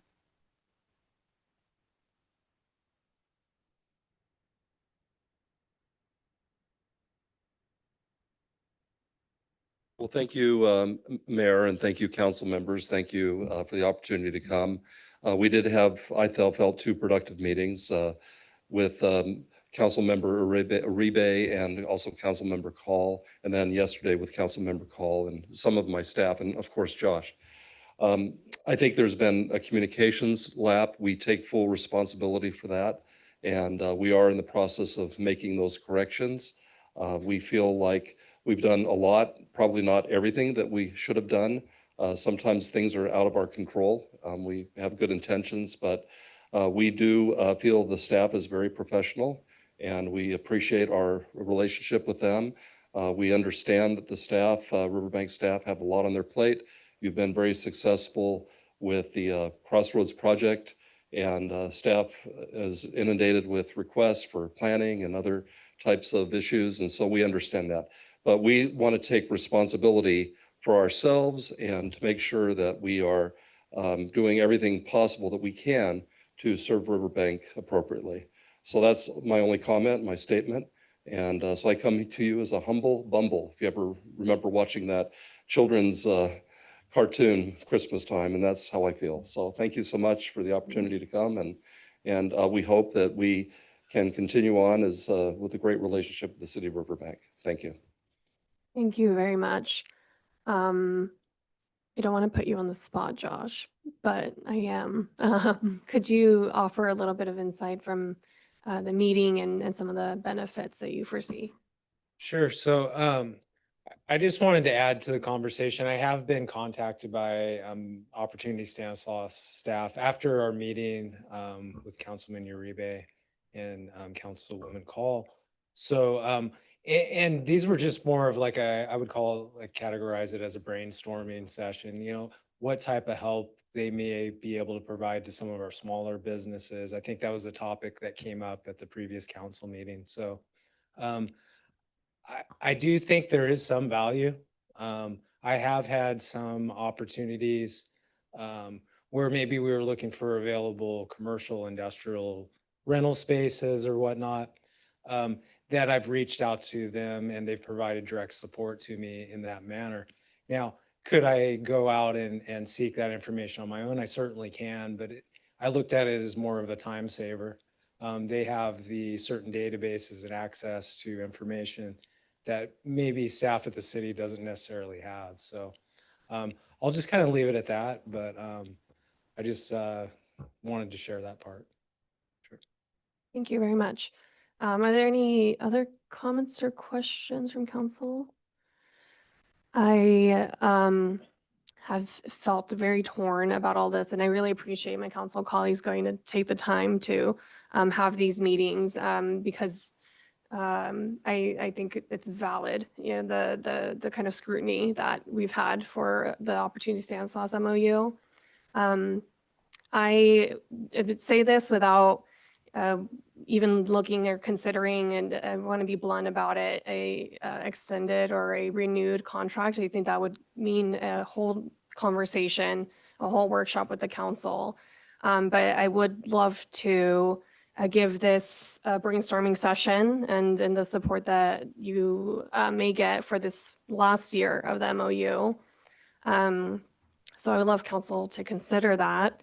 And I want to present a motion to pay the final year of the MOU, but to get together again to reconsider any further MOUs with Opportunity Stanislaus. With amendments to the MOU? Yes, with the amendments that you've discussed, you both discussed. That's official motion? Yes. I'll second it. Roll call, please. Councilmember Uribe, Yes. Councilmember Pimentel, Yes. Councilmember Call, No. Vice Mayor Fossey, Yes. Mayor Hernandez. Yes. Motion passes 4-1. Thank you, everybody. All right, council referrals, item 12.1, turf replacement program. Mayor and Council, Cindy Fossey, our Vice Mayor, will be presenting this item. Okay, I've had a citizen come to me about this program and I've looked into it. And I am proposing a couple, well, basically one change. What do I press? So first of all, why do we want to do an amendment to this? Residents have approached me regarding the current program. Labor costs are not covered under the program currently. The amendment will change the following. It will remove turf install costs from items that do not qualify reimbursements. It'll add labor to those costs covered by the program, and it'll add labor to the turf replacement application actual costs of the conversion. I want to note it will not change the amount. It will stay at $2,000. wrong one. So one of the citizens that I had call me, just to give you an example, this lawn picture is a little bit bigger than hers because the one I sent was really fuzzy. Basically what she has is about half the length on the left on her sidewalk, and then the other half on the other side of her sidewalk. And she wants to turn that into a beautiful design with pebbles and such. That would involve removing the turf, putting in and removing the sprinkler system and installing the rock. The quote she got was $900 for materials and $1,600 for labor. She's willing to pay the difference, but she didn't put it in because it's only $900 for materials. It doesn't cover any of the labor. I just want to note, I redid my front yard, my whole front yard. It took me about 6 weeks, about 2 hours a day. So people that are of retirement age, shall we say, it's pretty difficult to do that labor work. So I spaced it out over time. So some of my suggested changes, and these are right out of the turf program, are to remove the turf installation costs, and labor costs do not qualify, and adding labor costs do. And then rebate amount cannot exceed the cost of the products and labor used in the conversion. Again, not changing the $2,000 limit. And then this is the application, and again, adding actual costs of the products and labor used in the conversion. So my recommended action to my fellow council members is to approve the following changes. Remove turf install costs from items that do not qualify for reimbursements. Add labor to those costs covered by the program, and add labor to the turf replacement application actual costs of the conversion. And again, there are no changes to the cost of the program. I think our citizens, some of them can't do the labor part, and I think including it in the new program or the program will see more applications. And I'm available for any questions. Any questions or comments from council? So my opinion is labor cost is subjective, so I would actually like to keep it as is. Okay, I just would like more information on why you say it's subjective. It depends on who you ask, right? So it depends if you know a guy, or if you go to contract person, or you have a neighbor that's going to do it. It's all subjective, right? And so it's kind of hard to, here's the receipt for the actual labor, and then we're having other people bringing in different quotes. There's just so many different, right? Not random, but what is the word I'm trying to say here? Yeah, there's a lot of, I feel like it's cleaner if we don't include the labor costs. We have the receipts for the materials. I'm just not comfortable adjusting it, but that's just my opinion. Okay, well, I will remind everybody that you do have to have quotes before you can file for the program, and that the costs of the materials is very minimum compared to, depending on what the project is. But Any other council comments or questions? How many people have taken advantage of this program? I don't have a total number, but we do usually have enough funding for about 12. And I can say we probably run at about 15 to 20 because we don't reimburse for labor costs. That allows for more people to be able to apply. Okay, And some folks don't use the entire 2,000 because it's $2 per square foot Right. up to the $2,000 mark. And just so you know, I've had 2 citizens that have wanted to apply but did not because of the labor costs. So there's 2 of them. So to clarify, you said we usually get more applications than funding that's available? Yeah. I do see Councilman Mudiva's point about, but so I'd be curious if the amendment could be if we could rework the language in that, so it's not just labor, rather the lowest bidder per the quotes. Is that how it's done already? Right. Because I can see how, like, I can go and charge someone, you know, a couple thousand, and I see what your point is. So I would, yeah, I feel like I agree.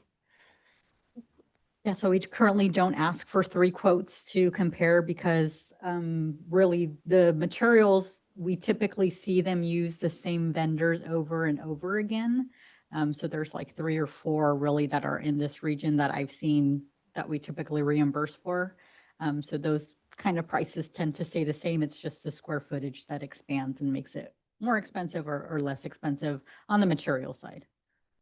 Is it possible, if we were to add labor cost in, is it possible to have partner turf companies and installers, if we were to go that route, where it has to be from one of these 3, because then we can kind of vet out the cost of the labor from them and maybe have like a partnership program to kind of accommodate the residents who want the labor included. And then that way we can vet out the quote processes as well.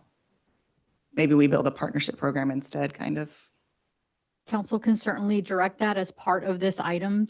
If they'd like to do that, that would require a request for proposal process for us to go through. So basically they would become a vendor of the city that we would be able to refer out to the residents.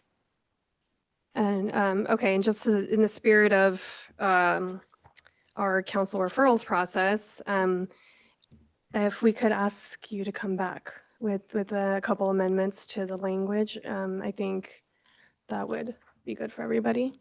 Okay, I will do that. So basically we would ask that if we're going to consider placing this item on a future agenda for actual vote to consider the changes, then you would refer that to staff. If you're asking for an update to the council referral process so that council can consider whether we are going to place it on a future agenda, then that's a different motion. I would like to request that we do a motion, and I know I can't do a motion, so that staff would work with Cindy Fossey and the changes requested by council to move this to for vote. Is that what you're saying? I mean, Yes, correct.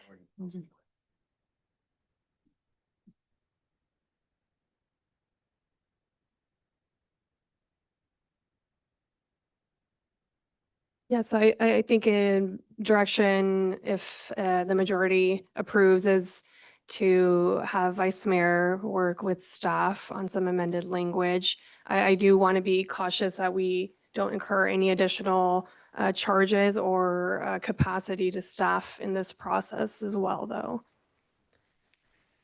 Do you need a vote? Roll call? Or just a majority? I would need a majority to provide direction. Okay, I'll make a motion for a revised presentation that includes average labor from a few different companies to kind of see what we're looking at. And then if it looks good and clean and pretty even across the board, then we can potentially move it into an agenda. So that's my motion. That's slightly different than mine. What do the other council members think? I think we're trying to say the same thing, but so we'll just handle this like Robert's rules. What do you all think about the first suggestion? Yay, nay? Limiting staff capacity, working with Limiting Cindy. staff capacity. Yes. Okay, you got a majority, I think. All right. Moving on, as we work through these council referrals, 12.2, speed hump policy. Thank you, Mayor. So I apologize, I don't have a nice fancy slide. Mine's going to be pretty quick though. So over the years, many residents have reached out with concerns over speeding, cut through traffics in our neighborhoods.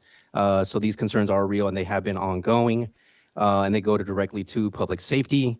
So as of today, Riverbank does not have a formal policy to kind of guide and evaluate requests for speed humps and other traffic calming measures. So what we have instead is an informal approach based largely on the practice of a previous Public Works Director. So the purpose of bringing this item forward tonight is to provide the council with an opportunity to consider whether staff should be directed to research, develop, and bring back a formal speed hump policy for our city. Such a policy would give us clear guidelines for evaluating requests, determining eligibility, implementing traffic calming measures in a fair, consistent, and transparent manner. If the council would support moving this forward, staff could be tasked with several important steps. Reviewing best practices from other jurisdictions, identifying potential criteria such as traffic volume, speed data, neighborhood support, and emergency response considerations, outlining cost implications and possible funding sources, and ultimately preparing a draft policy for council formal review and adoption. And so I'd like to recommend that the city's traffic committee take the lead on shaping this policy. The committee is made up of the city manager, assistant city manager, public works director, police chief, several traffic officers, and along with our engineering and inspection team. So they already are meeting. This group has the expertise, the perspective. We need to balance the neighborhood concerns with the technical requirements and emergency response needs. One concept worth considering includes requiring at least 75% neighborhood support for installation and ensuring that if a speed hump is removed within that first year, the roadway would be ineligible for reconsideration for 5 years. So these are the kind of guidelines that would help set expectations, prevent misuse of the process. So ask respectfully for your support in directing the traffic committee to begin developing a speed hump policy for Riverbank. Thank you. Do you happen to have everything you just spoke out written somewhere? I was trying to write very fast. Yeah, while I you can were hand it. working I can through. hand it for you. Yeah, Are you- I got the notes for you. Okay. Yeah. Can I see them? Okay, just could you, any council comments or questions at this point? This is the first we're hearing about it. No comments. I want to see more information because it's a lot. The only comment I have is I always hear comments from citizens that want speed bumps. And if we listen to every citizen, we would have speed bumps on every road. So I don't know that we would get a policy that would satisfy everybody. Yeah, and I think you're 100% correct, Cindy Fossey. We've received requests where it would absolutely not make sense on a road. We have to take into consideration width, right? Installing a speed hump, they could just bypass it going around there, right? So how some of the streets are designed would probably not qualify. Other streets would qualify. And I think we have the perfect committee, the traffic committee, that would oversee this, kind of look into it, start to develop a process that would eventually come back to council. I know staff is super busy with all this other stuff. I'm not expecting this to come back this year, but having it in the works, bringing it, sometime next year, I think would make sense. And we would have something in the works, something formal, some kind of policy that is being generated by the professionals that need to be drafting it. Go ahead. How many requests do we get for speed humps right now currently? I don't think staff has data prepared. Yeah. No, we don't have data prepared, but I don't know that we've considered any at the most recent traffic committee meetings. Typically, I would say 3 or 4 a year. We do speak about them at traffic committee meetings. Usually our standard practice is to, just like when you're fixing your car, you start with the little things, right? You do a speed survey, you see what the data is on the street. Are they speeding? Is it, most of the time it's local residents, but that's neither here nor there. But we'll start there. Is there a stop sign that's needed that maybe wasn't included in the past that we could improve speeds on that area? And we also look at accident data. So we take all of these things combined rather than just, jumping at a resident's request for a speed bump or speed hump. And you also have to look at, is it a main thoroughfare? What's the, is it a residential speed limit? Is it a 45-mile-an-hour zone? All of these things come into play when you're actually looking at a consideration like this. So yeah, we do get some here and there, but we like to start small and use the more simple fixes first. And thank you for bringing up that example. So the one on Terminal, there was residents there requesting a speed hump there on Terminal. The traffic committee recommended a stop sign right there. I think it's been working a lot better. The traffic's been slowing down. So those are other considerations that you guys kind of take into effect, right? Does a speed bump make sense, or does a stop sign make sense, right? So. Sounds to me like we really already have a policy, right? I mean, it sounds like when he gets a call, he brings it forward. Yeah, it is more informal. Nothing specific in writing that we could be able to hand. It's more of, let's try to see if we can fix it first with some, easy to address items versus having an actual policy where now we're having to fund thousands of dollars worth of work for a speed bump there.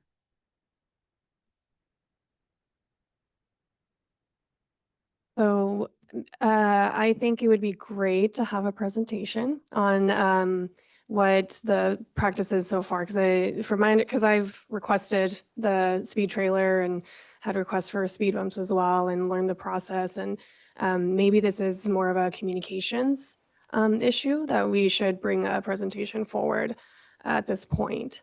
And that's where I'm at. All great points. So just one more thing I'll share. So I think the current non-official policy is if half the residents on a street want to get the speed bump, it costs $30,000. Say they have the $30,000 and for some reason there's a safety concern that kind of pops up from there. So those are the kinds of things that I'm kind of thinking about. I'm sure Cody and the rest of the committee is doing the same thing. So I'm just kind of things to consider as well. Any other thoughts on what I just mentioned or possible policy? What was yours? A presentation. I think it's worth communicating. I think I want to see more specific. So more of what you're asking, what you think the policy should maybe look like. More information. So a presentation. All right, but we all agree that this should be looked at. Thank you very much. All right, item 12. If you want to allow for any public comment. Yes, sorry about that. I keep forgetting. Sorry. Wanted to issue a public comment on that. There's actually a big project that's starting October 1st, I believe, which is going to be the road closure, October 3rd, which is the road closure that's going to be happening on Roselle. And there's a detour map. Pretty sure you guys are familiar with the detour map. And generally what happens on that stop sign every morning from like 7:30 to about 9 a.m. is there's a traffic that begins to back up on Roselle and it passes Glow Road. What's most likely going to happen now is since the road closure is going to take effect, people are going to get stuck waiting to turn right or left on Clarabelle to either head east or west. There's a road right there. It's Glow Road. There's also Westgate or Crawford. Those should be prime candidates for maybe a speed hump, as people are going to use that as a detour through a residential area as opposed to Clarabelle. I know that takes time to like develop a presentation and a study, commit resources to, but that would be something to take a look at it, considering the necessity of how soon that's going to happen on October the 3rd. Maybe you might start getting complaints from that area. Thank you so much. Thank you. And I think we definitely will get complaints on North County corridor construction. Thank you, Diego. All right. Item 12.3, Riverbank Police Services staffing request.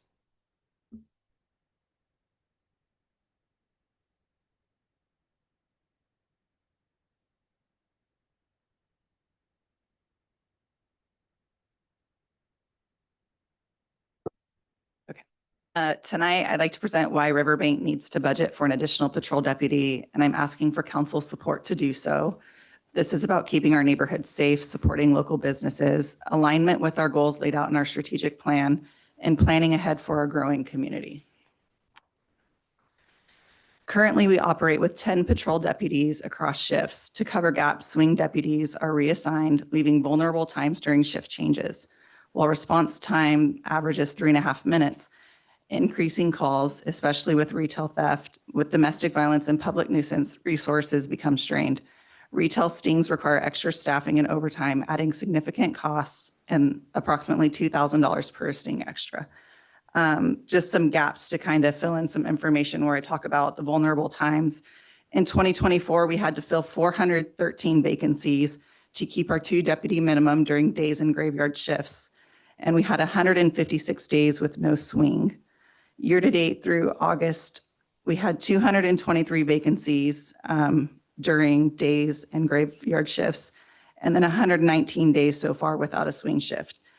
For staffing gaps on graveyards and days, those are backfilled by on-deputy resources. So our community resource deputy, detective, traffic. So just pulling resources or by overtime.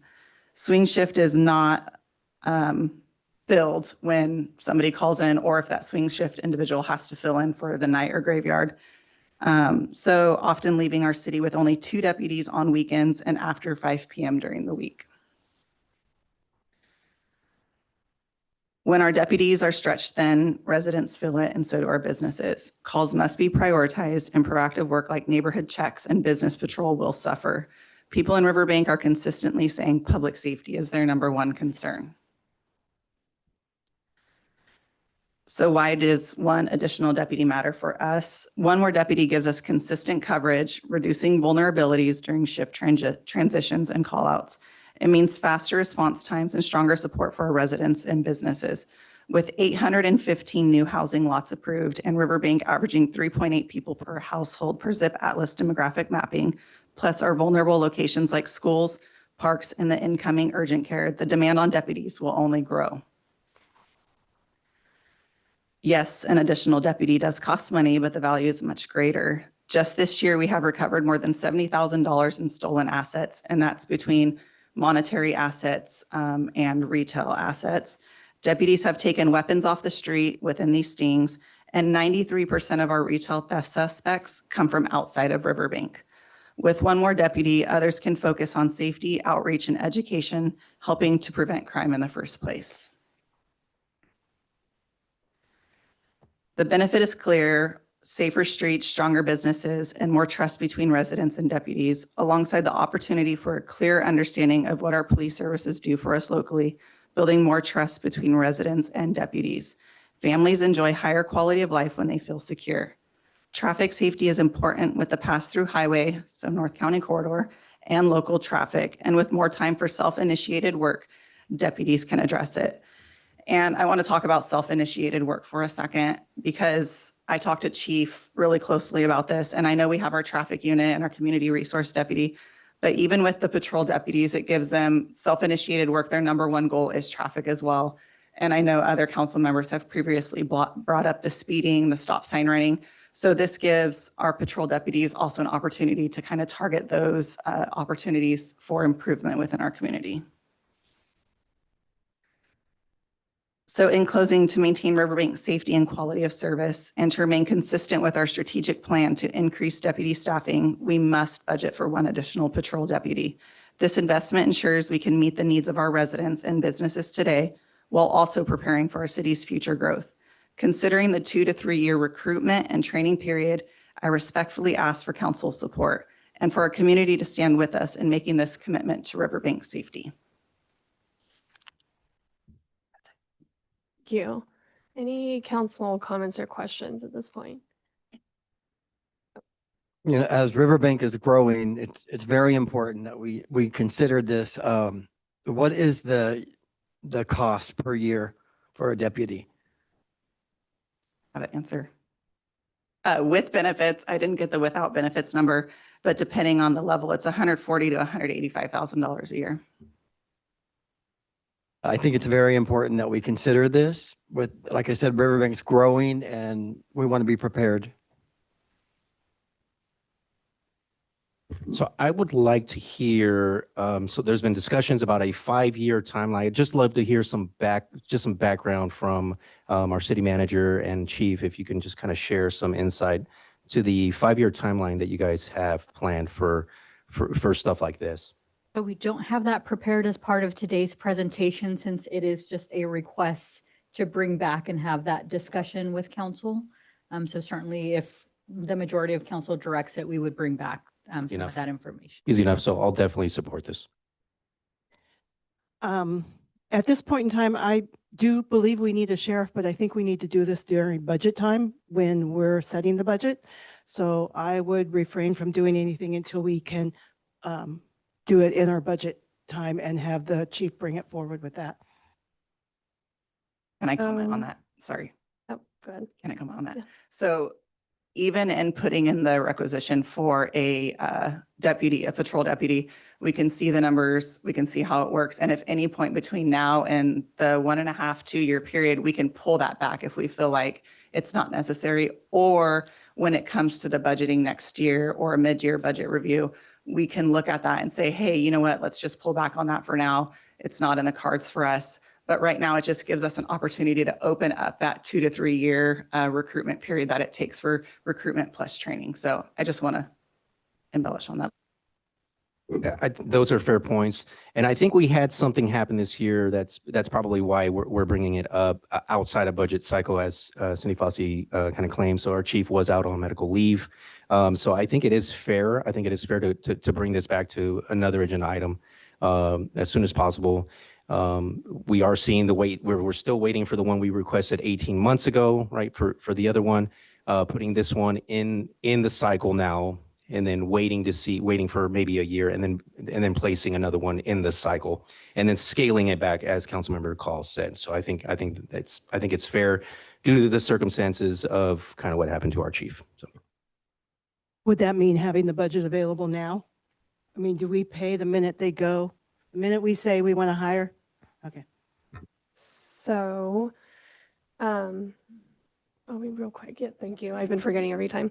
I just want to say first and foremost that to me, this isn't a question about whether or not we need more deputies or to support our Riverbank Police Services, because we do. And the way I'm looking at it is the pie that we talked about during the budget. Being considerate of all the asks from all of our departments as a council, we have to take a look at all of that as a whole.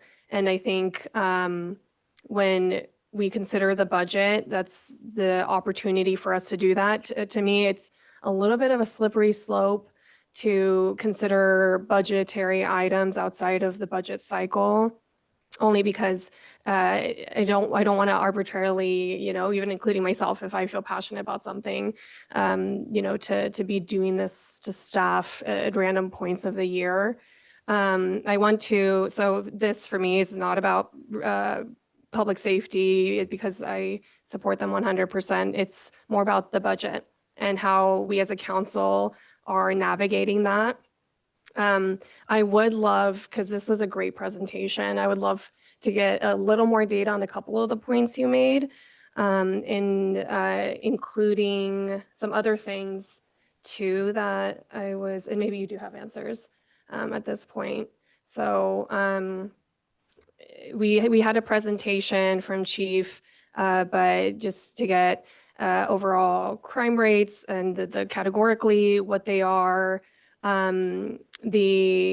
times of incidents, because I think it's valid what you're mentioning, the different times in staffing, some community reporting data, let me see. And I don't expect you to have that at this point. The community resource officer that's coming and how that would support our community or our city, and where they would be pulled. I would love to see updated data on the last year as a whole for, our high peak times, which are holidays, and everything throughout the year. And I would love to have a conversation around how we can continue to support Riverbank Police Services around homelessness. I think every city is seeing an increase in that, around mental health support, and our at-risk youth with the school district as well, because they've come in to have some conversations with us around that, and the SRO too. So I think All of those would be really valuable data points to have because I think we should consider this position, but during the budget cycle. I do have a bit of a concern as well with our operating budget policies. Per our policy, a request cannot be considered outside of the annual budget process unless it's deemed to be an emergency, which we may be in. And so I would love to get that data before considering the budget item outside of the budget process. So yeah, and I will bring it back to council before I forget, public comment. Mayor, we have a couple of public comments. Mr. Michael Christie?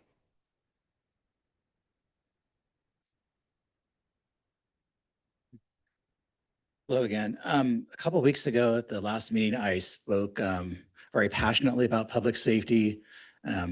Not knowing the one meeting I missed this year, I think in July, was when the chief gave his presentation. So since then, I've talked to Chief Ridenhour, had a great conversation with him. And then not knowing also that Councilmember Call was going to make the presentation tonight. But I've had the opportunity to talk to about 25 people in the last 2 weeks since our last meeting, and they love seeing police presence in town. I mean, these are my friends and neighbors in Crossroads. You might remember a little thing that we did in April about a project, how we had 900 signatures that we brought to a meeting here, and we had the whole council packed. The meeting was packed in April of a movement of 900 people. And I would guess that if I could reach out to those 900 people, the ones I have phone numbers for, I think they would support another officer. I mean, I know you have to follow rules and wait for budget times, and I respect that. But the consensus is public safety is number one. And that's, that's all that we want. The people I've spoken to is, we want to support the police.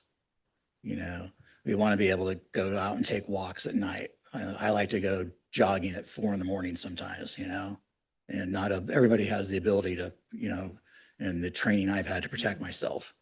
So, but we want to support Chief Ridenhour. We want to support the police department. We want to support the council. If if you would like me to do an online survey for you, to reach out to the community, see what they have to say. You don't have to take my word for it. I'm happy to help out in any way. I had a great conversation with Mayor Hernandez about this in depth, but I'm happy to support the council, support Riverbank Police Services, and anything I can do to help, to bring, if it's doing an online survey, doing any kind of a petition, just to bring awareness. And I think we're growing. We're growing responsibly. It's great, Riverbank, but I think with growth comes expenses, and we need safety and security. So anyway, I'm happy to do what I can to help, happy to discuss it with every council member individually, like I did with Mayor Hernandez, my thoughts. So you can reach out to me anytime. Thank you. Mayor, and we did receive one written public comment regarding this agenda item. If there's no one in the council chamber, I'll go ahead and read that. Dear Mayor and council members, I am writing to express my strong support for the addition of more law enforcement officers in Riverbank.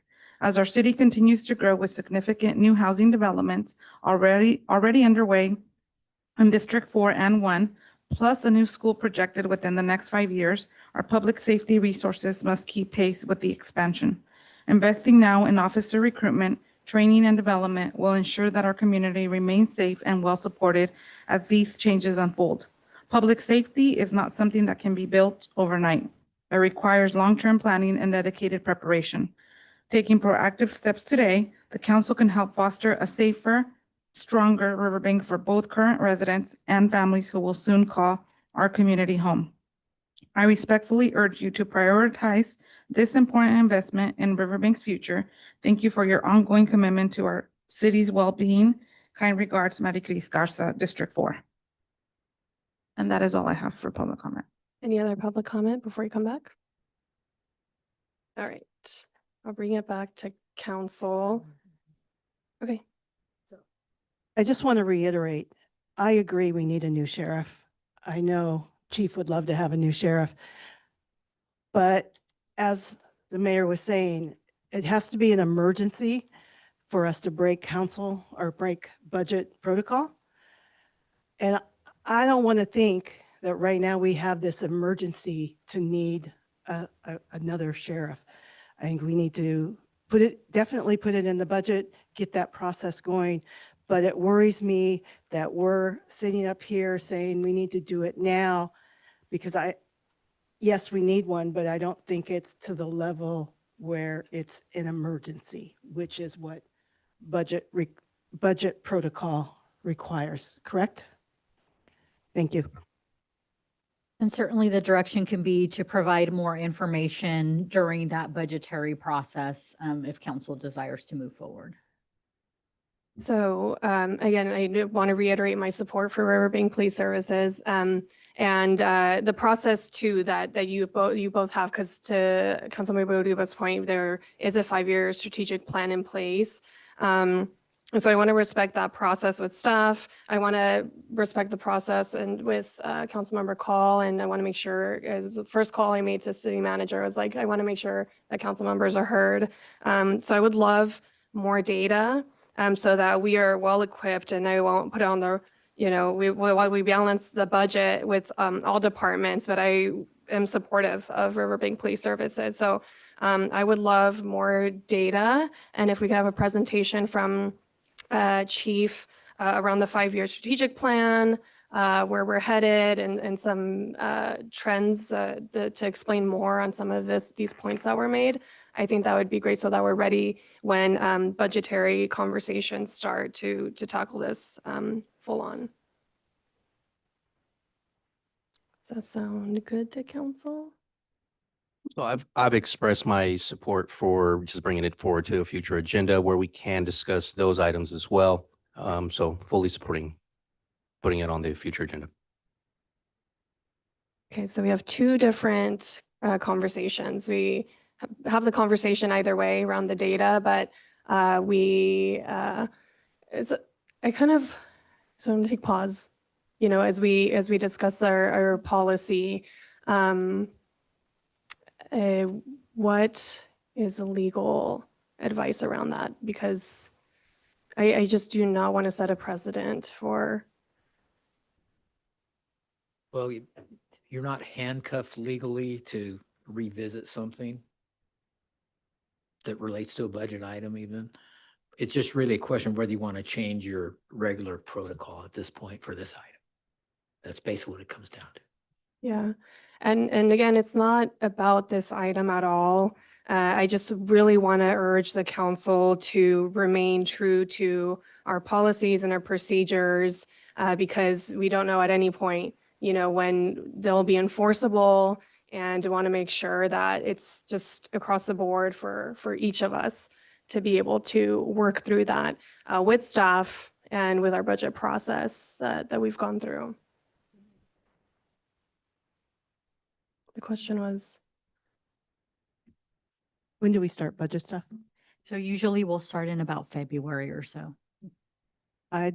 My suggestion would be that the information get gathered between Councilmember Call and the chief, and it gets brought forward in January in preparation for February budget start. Thank you for clarifying that. If you're okay with it, it's a couple months. We'd stay true to our budgetary process, and we still address this item. I'm not sure if I'm allowed to say it when there's a couple motions on the floor, but I want to be very clear in that I'm not asking for any money to be spent within, it could be 2 or 3 years until the money is spent. So I'm not asking for any money to be spent. I'm asking for consideration to bring it to an agenda so we can talk about starting that recruitment period. Because even with hiring and training, it still may not even be a part of a fiscal budget for 2 to 3 years. So no, there's not an emergency situation now, but just say no on something that could be an emergency situation in 2 years, and we revisit in 2 years, and that recruitment is 2 to 3 years again. Now you're looking at a deputy in 4 to 7 years. So I just want to be very direct when I say that I'm not asking for money to be spent today. I'm asking for it to be brought to a future meeting for consideration to open up that recruitment process. Noted. And I by no means want to wait 2 years to wait for this item.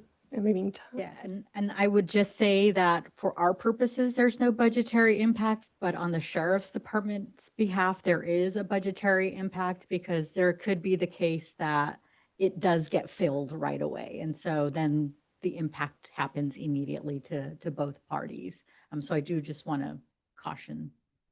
yeah, and again, the soonest it sounds like we can have this conversation is January, which I think is great, sooner than I thought. So again, I just keep referring back to our budgetary process and policy and setting precedent and asking the council that we follow the typical protocol for our budgeting, because again, I want to be supportive of this, but during the budgeting process.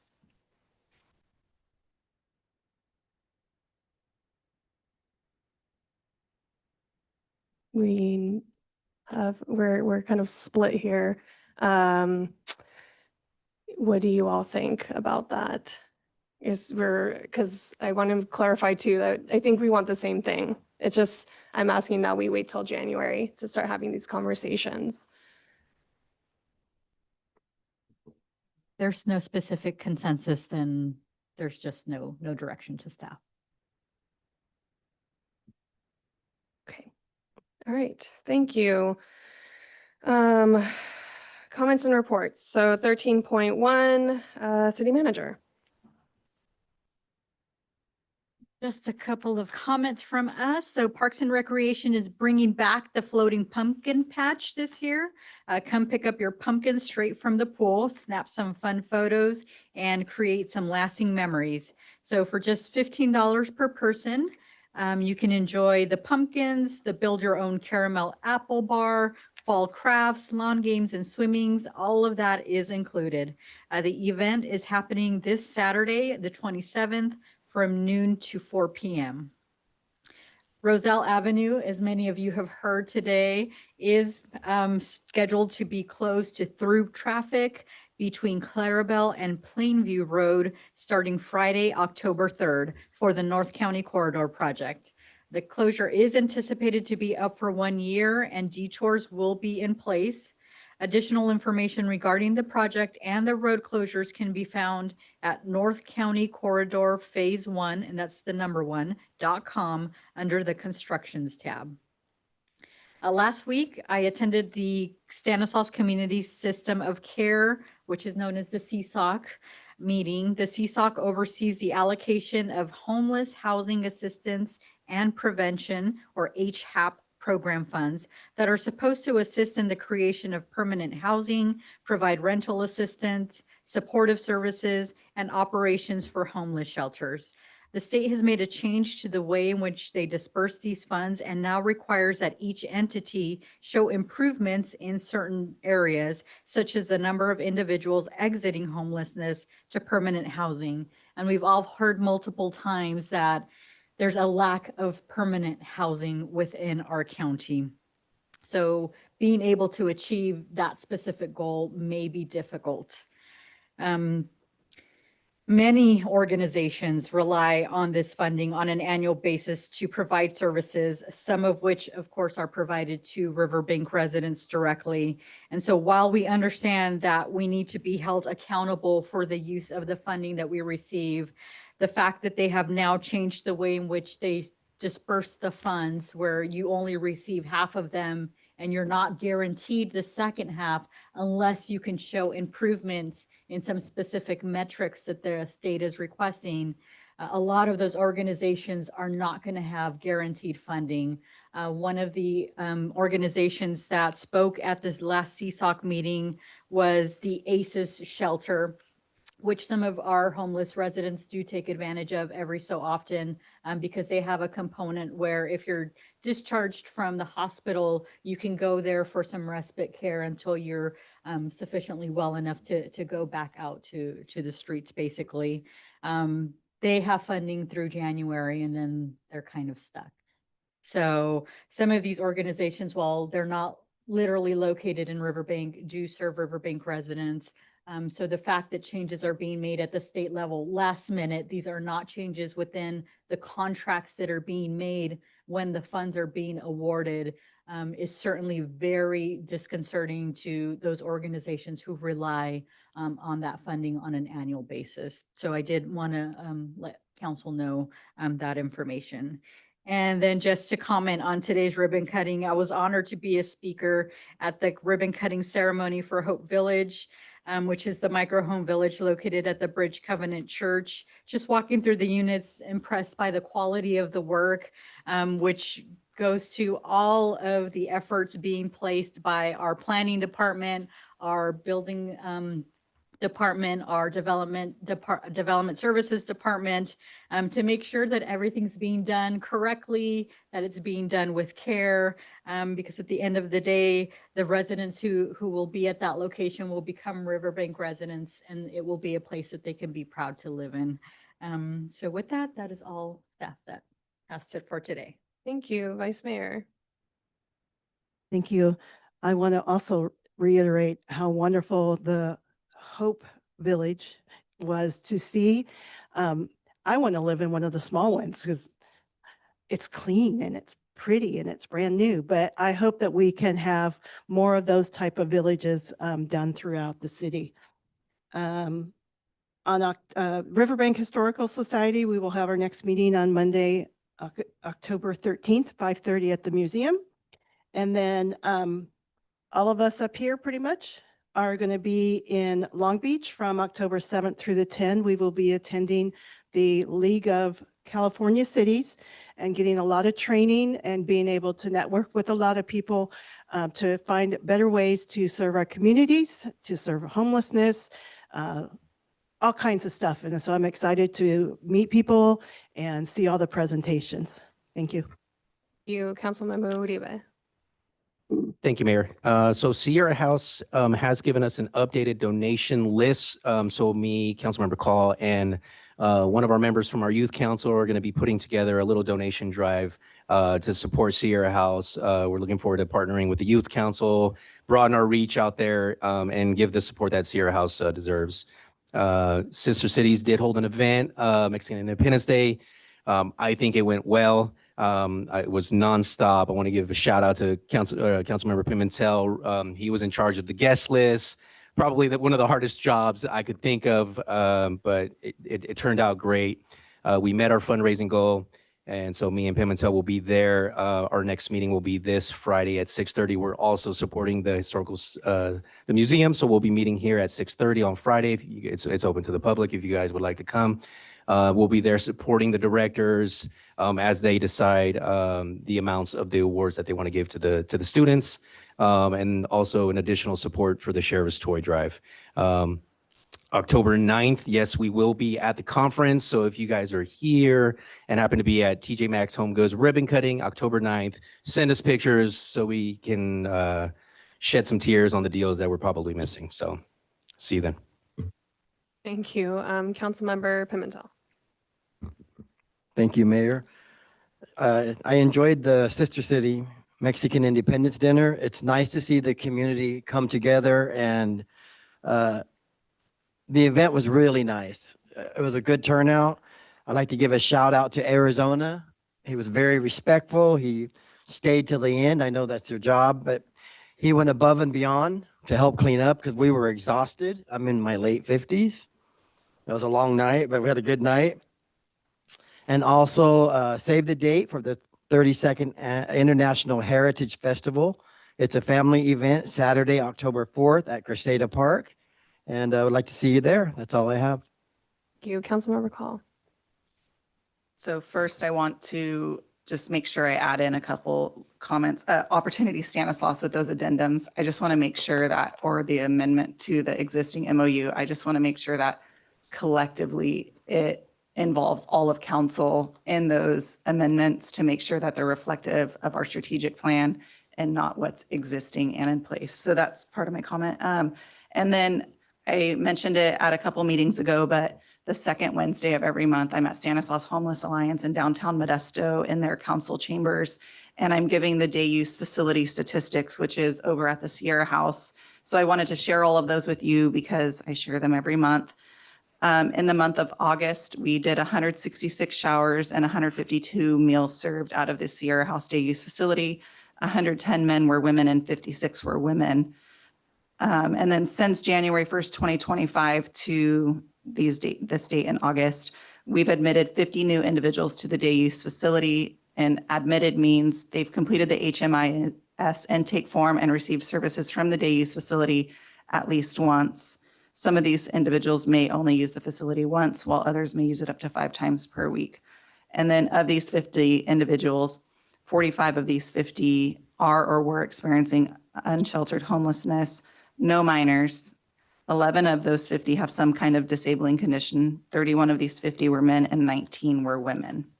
So, and I think this goes back to one of our public comments. I'd really like to refer her to the Stanislaus Homeless Alliance meetings for an opportunity to speak there. Maybe we can find her some resources. That's it. Thank you. So the youth council met for the first time, and it was great to see the leadership that we had them sit at the dais, and all of them were brainstorming together. And we're figuring out ways, they saw quickly how conversations can devolve. And so they're figuring out ways to support each other and staying organized and working through those conversations. So it was great to sit there with them and just be a fly on the wall during that conversation. They're having their next meeting tomorrow, and where they're going to solidify their officer positions. They each want a position. So there's 8 different officers, the duties, their schedule for meeting. And I suggested doing a mini strategic planning session. So they'll be setting some goals for the year to come. And StanCog, where do we start? So the interim executive director has retired, and rather unexpectedly. I mentioned in the previous meeting that I'm on the ad hoc committee to look for an executive director. So now we're tasked with looking for an interim while we look for the executive director, but we do have an interim that's a staff member at this point. And so just to give you an idea of everything that's going on with StanCog and some of the stuff we're working through while still working through some of the grand jury stuff. So there was a report or a formal letter in response written, and that investigation is ongoing. During the regular meeting, so that's all extracurricular with StanCog. During the regular meeting, there was an item where StanCog is a funding agency for transportation dollars at the state and federal level, wanted to apply for their own funds. This was something that is not the norm for this organization. And so there were a lot of questions around, do we change the process unexpectedly with about 2 to 3 weeks, I think it was, left on the application date. So all of a sudden, StanCog, the agency, would be in competition for funds against the 9 other cities that make up our county. We were clear, we had many conversations with staff and amongst the policy board that though the project that StanCog wanted to apply for funds for is something that is supported, the process is not something that could be supported. And so that's where I represented the city at, and I just wanted to reiterate that as a point of kind of trying to keep process going fairly and equitably throughout everything that we do. And so that still, though, ended up passing. And so StanCog is going to be competing for those funds. And we'll see how that turns out in October. And that is it. But there's a ton of fun stuff that happened in between. So We're going to adjourn to closed session. The public will have a limit of 3 minutes to comment on any closed session item as set forth on the agenda prior to us recessing. So item 14.1, conference with labor negotiators pursuant to Government Code 54957.6. Agency representative, city manager Marisela H. Garcia, employee organizations, Riverbank Mid-Management Employee Association.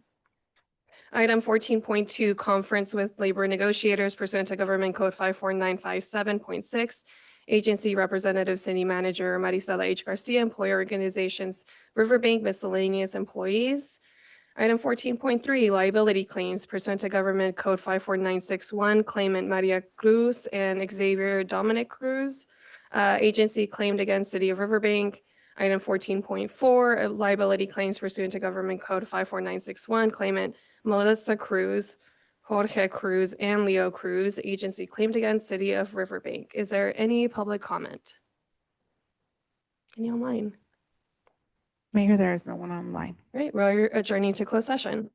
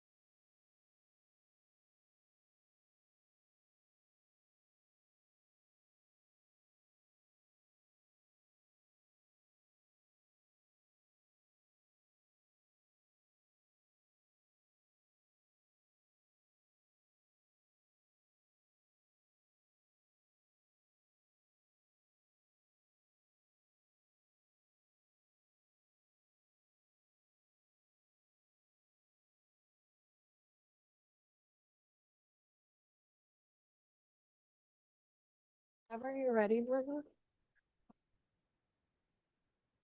All right, we are returning from closed session.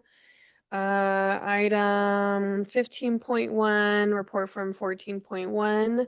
Direction has been given to staff. Item 15.2, report from item 14.2, direction has been given to staff. Item 15.3, report from item 14.3. Item 15.3, report from item 14.3, liability claims. The claim has been denied. And item 15.4, report from item 14.4, liability claim. The item has been denied. The next regular city council meeting will be on Tuesday, October 14th, 2025. This meeting is adjourned. No fact.